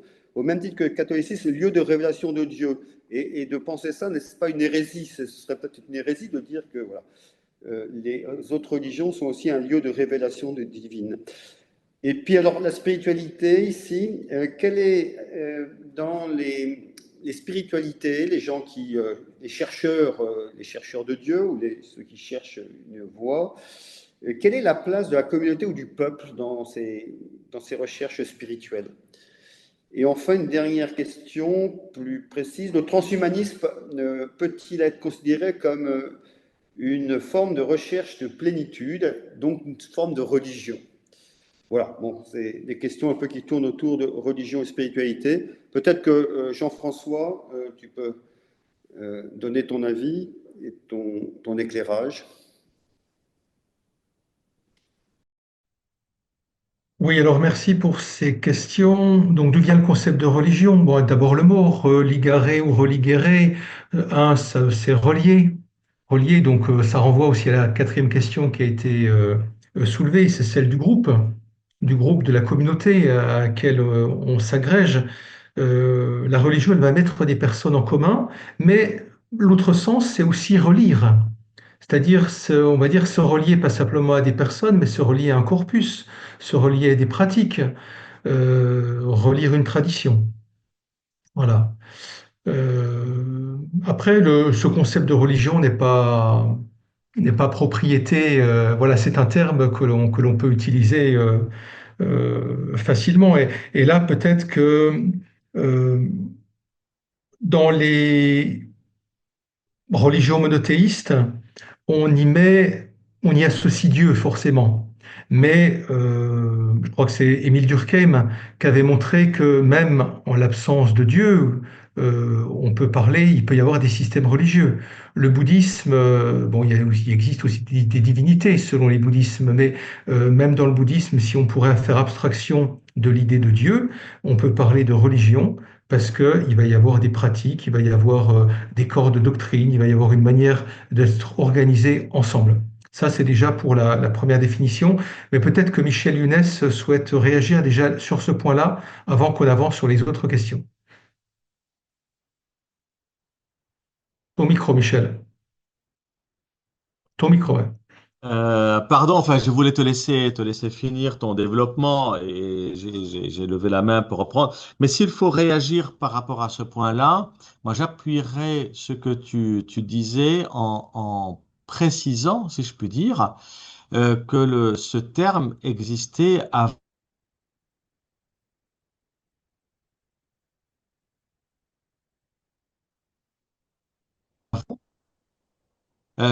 Cicéron l'utilisait déjà dans le sens de rendre les cultes aux divinités. Et c'est vrai qu'après notre ère, enfin après le Christ, lactance va être utilisé dans le sens où tu l'as évoqué. Donc c'est toujours des conventions, ce sont des mots conventions. On a besoin de mots pour dire des réalités, tout simplement. Donc voilà, pardon, c'était ça que je voulais apporter, mais je voulais amortir sur un autre, enfin, glisser sur une autre question, mais j'ai pas voulu te couper, c'est pour ça que je te laisse à nouveau développer ton raisonnement. Hmm. Ces conventions dont tu parles, on les retrouve aussi avec le terme spiritualité. Spiritualité, ben, on l'a aussi au pluriel, parce que, il y a des religions, on pourra dire religion, des systèmes déjà bien établis. Spiritualité, quand la structuration est beaucoup plus floue. Et puis, il faut aussi, je pense, ajouter un troisième terme à ce binôme spiritualité au pluriel et religion, c'est le terme spiritualité au singulier. Parce que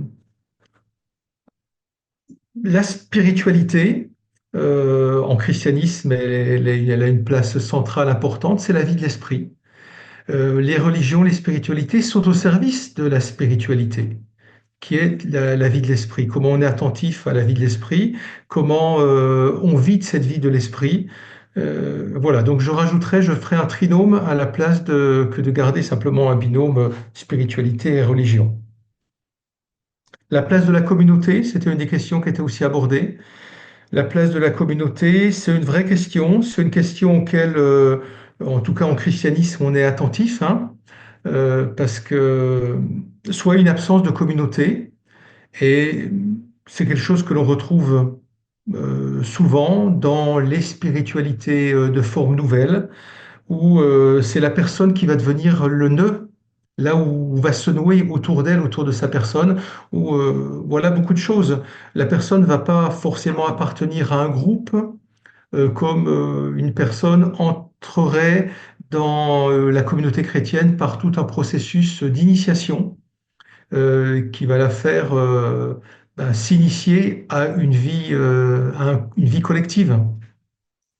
Mais la personne va avoir des appartenances, elle va être le nexus de d'appartenances.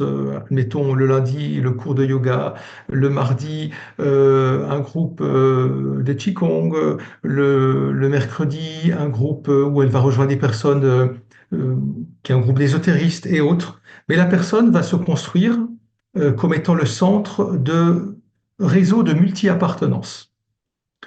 Donc, on voit qu'on a une autre structuration où des personnes vont rejoindre une communauté qui existe dans les grandes religions classiques, que ce soit l'islam, le judaïsme, le christianisme, et dans les nouvelles formes de spiritualité, c'est plutôt la personne qui est le centre et qui va rejoindre, euh, elle va être, on va dire, multi-appartenant, j'ai pas le mot exact, mais voilà, elle va avoir de multi-appartenance. Il y avait une question autour du transhumanisme, c'est ça? Oui, oui. Est-ce que le transhumanisme, parce que tu as évoqué le fait de développement humain, de humanisation d'une certaine Oui, manière. c'est plus dans le développement. Voilà, le développement.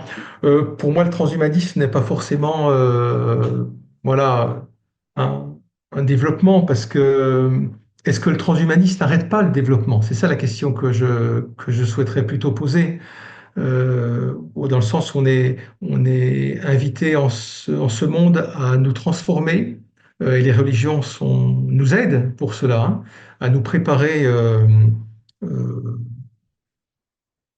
alors une vie par-delà cette vie présente, alors que le transhumanisme voudrait figer les choses dans l'ici et maintenant et perdurer dans l'état humain, voire avec toute quantité d'appareillage, l'être humain. Donc pour moi, c'est l'anti-évolution, on va dire, c'est l'anti-transformation. Merci. Alors, Jean-François, alors, je ne sais pas si Catherine, tu veux dire quelque Oui. chose par rapport aux religions ou voilà, la conception de la religion.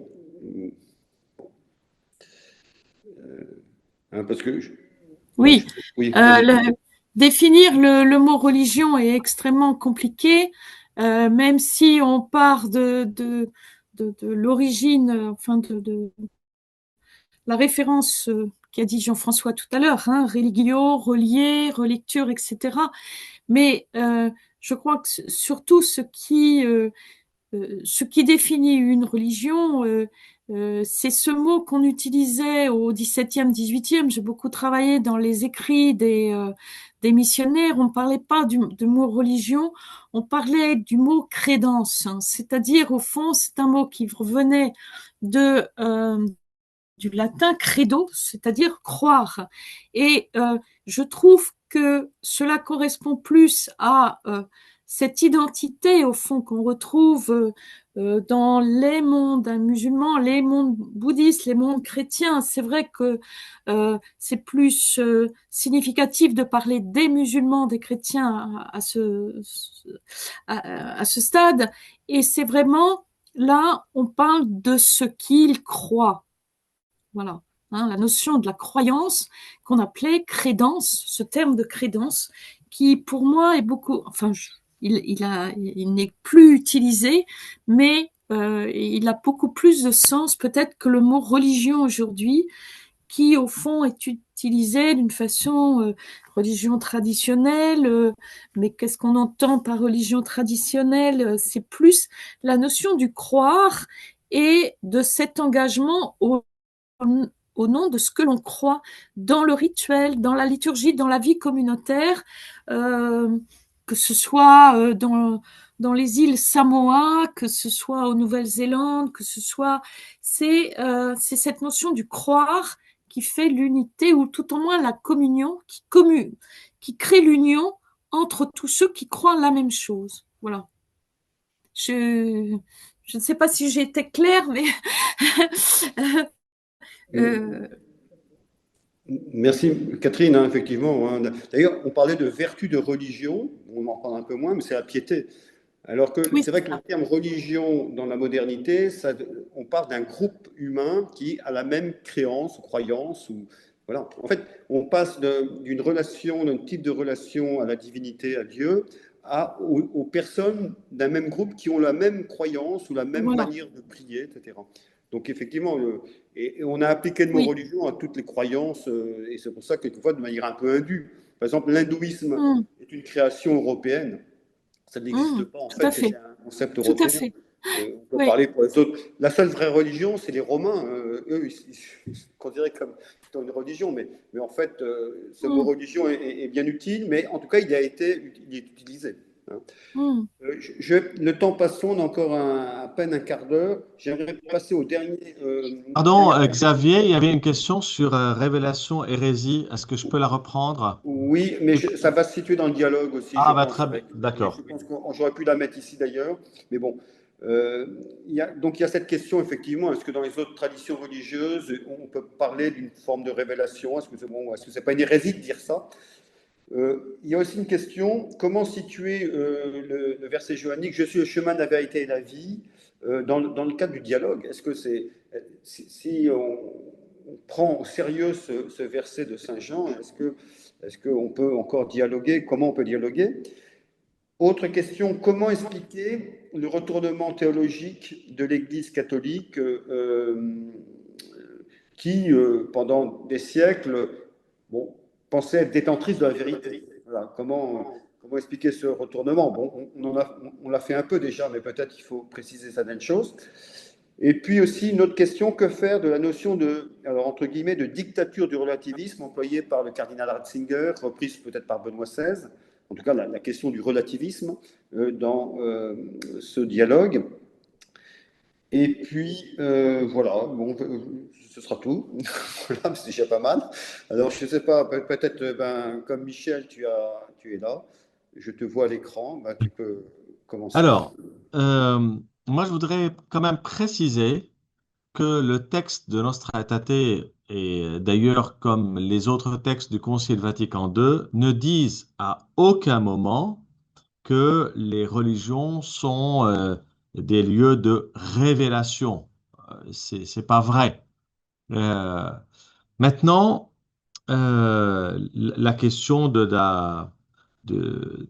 ce qui pourrait être la dictature du relativisme, ou bien comment on peut dire le Christ, la vérité, le chemin, la vérité et la vie. Évidemment, d'un point de vue chrétien, le socle qui permet de considérer les religions ne peut être que le Christ. Si on enlève ça, c'est qu'on n'a plus rien. Et d'ailleurs, le texte de Vatican, de Nostra Aetate dit clairement, quand il parle de la vérité, elles apportent un rayon de la vérité qui illumine tous les hommes. Il ne dit pas qu'elles sont source de vérité, mais elles apportent un rayon de la vérité. Mais on a changé aussi notre conception de la vérité, la considération de la vérité. Évidemment, si on considère la vérité comme un objet dont on est détenteur, on l'a ou on l'a pas. Mais si on considère la vérité comme la personne du Christ vers laquelle on tend, et donc on est en chemin vers lui. Donc il reste lui le chemin de la vérité, mais on ne peut pas dire que c'est comme un objet que je l'ai dans ma poche. Alors évidemment, on devient des témoins de la vérité.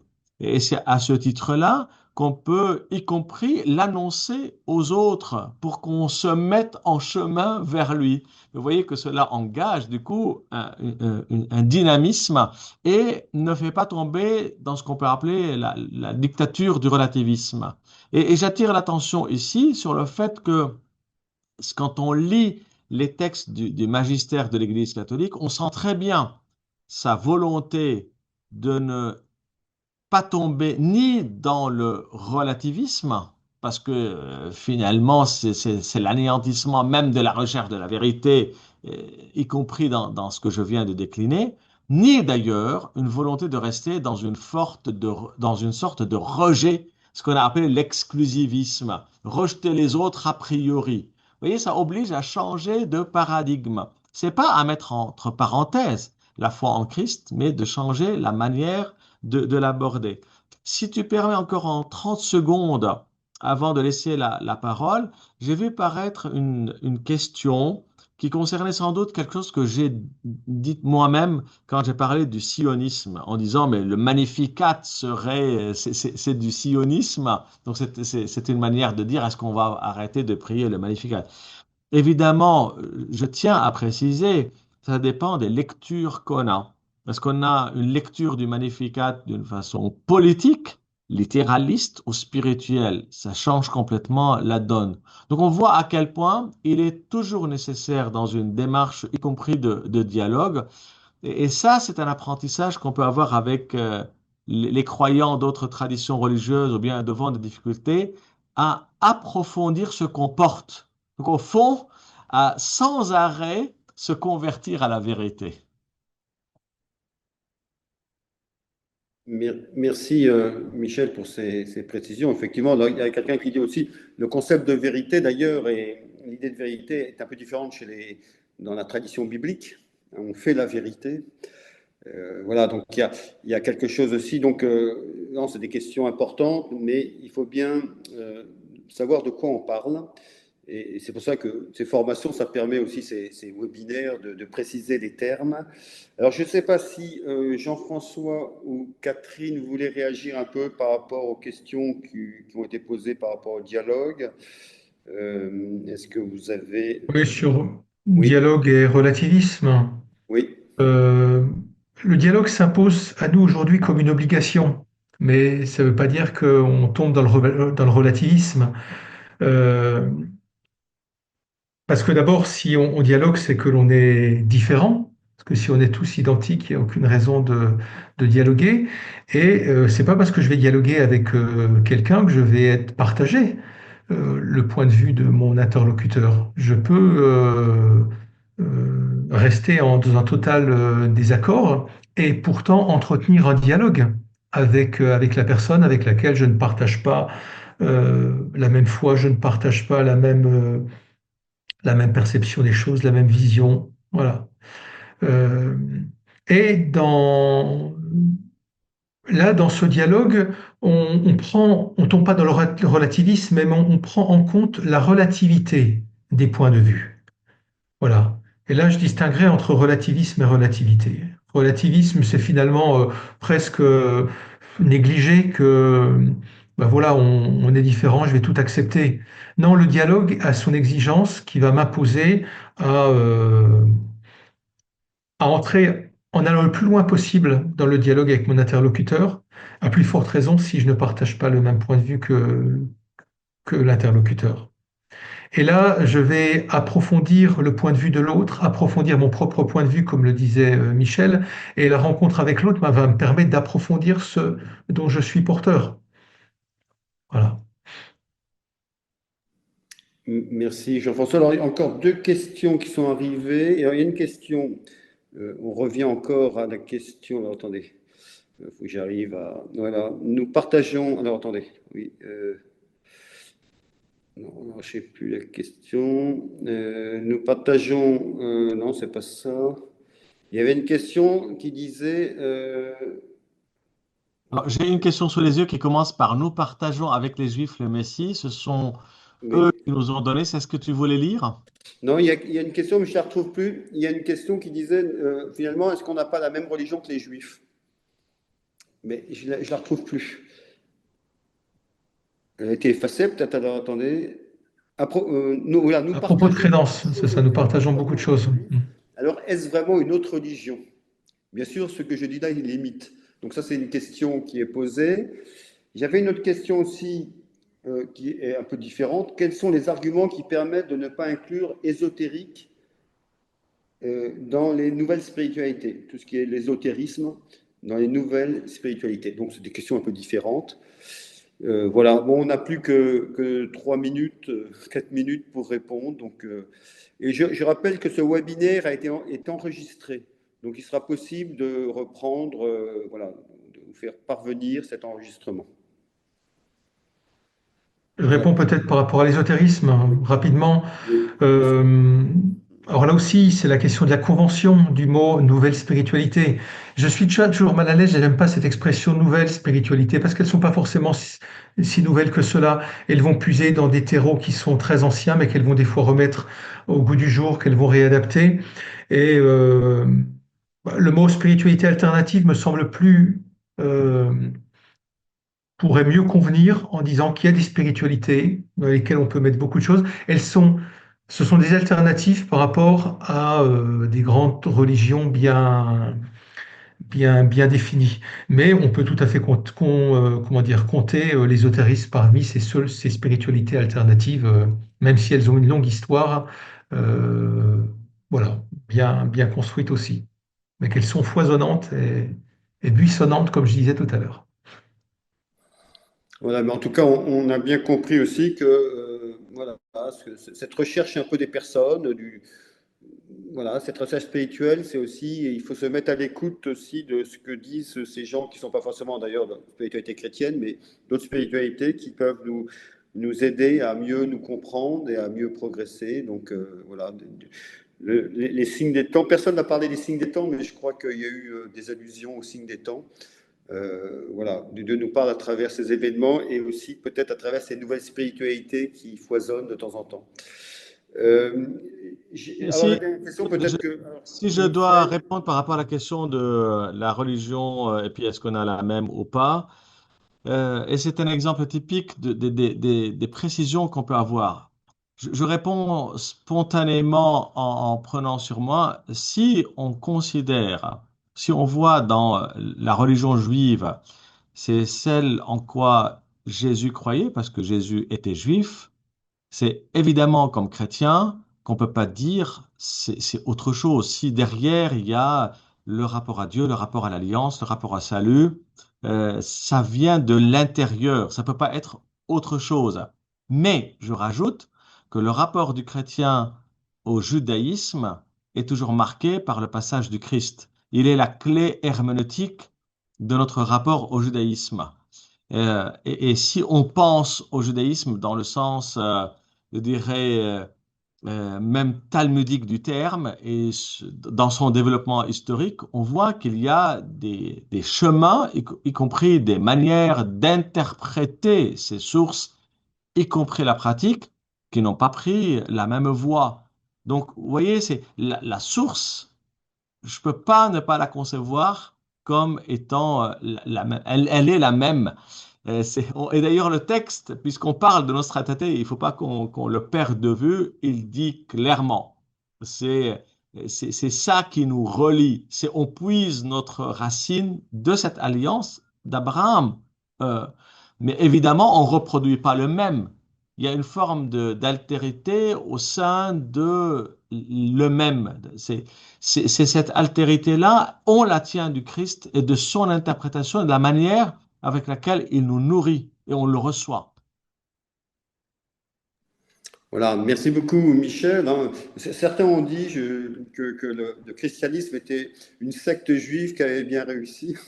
Bon, vous voyez, donc on peut évidemment appliquer des modèles, mais on voit bien que les problèmes abordés par Nostra Aetate, les questions sont extrêmement complexes, selon qu'on parle du judaïsme de l'Israël, selon qu'on parle des musulmans, de l'islam et d'autres traditions. Vous voyez, donc je pense que le Concile a ouvert des portes, mais après, ben, c'est à nous de franchir la porte et d'avancer en tâtonnant. Alors, on va conclure parce que voilà, on arrive à la fin de cette première séance du webinaire. Je rappelle que la prochaine séance a lieu donc le jeudi 27 novembre de 18h à 20h, c'est les mêmes horaires, avec 3 interventions, donc sur de Nostra Aetate à la théologie du dialogue, la réception par le magistère de Nostra Aetate, une autre intervention sur la réception et les enjeux de Nostra Aetate dans le contexte du Moyen-Orient, ça va être explosif, et puis l'interprétation et la mise en œuvre de Nostra Aetate en Afrique subsaharienne. Et tout à l'heure, on parlait des religions traditionnelles africaines. Eh bien, on va peut-être en parler la prochaine fois. Merci à toutes et à tous. Merci à nos intervenants. Un grand merci pour ces interventions très fortes. Merci et dans 15 jours ou 3 semaines plutôt. Merci beaucoup.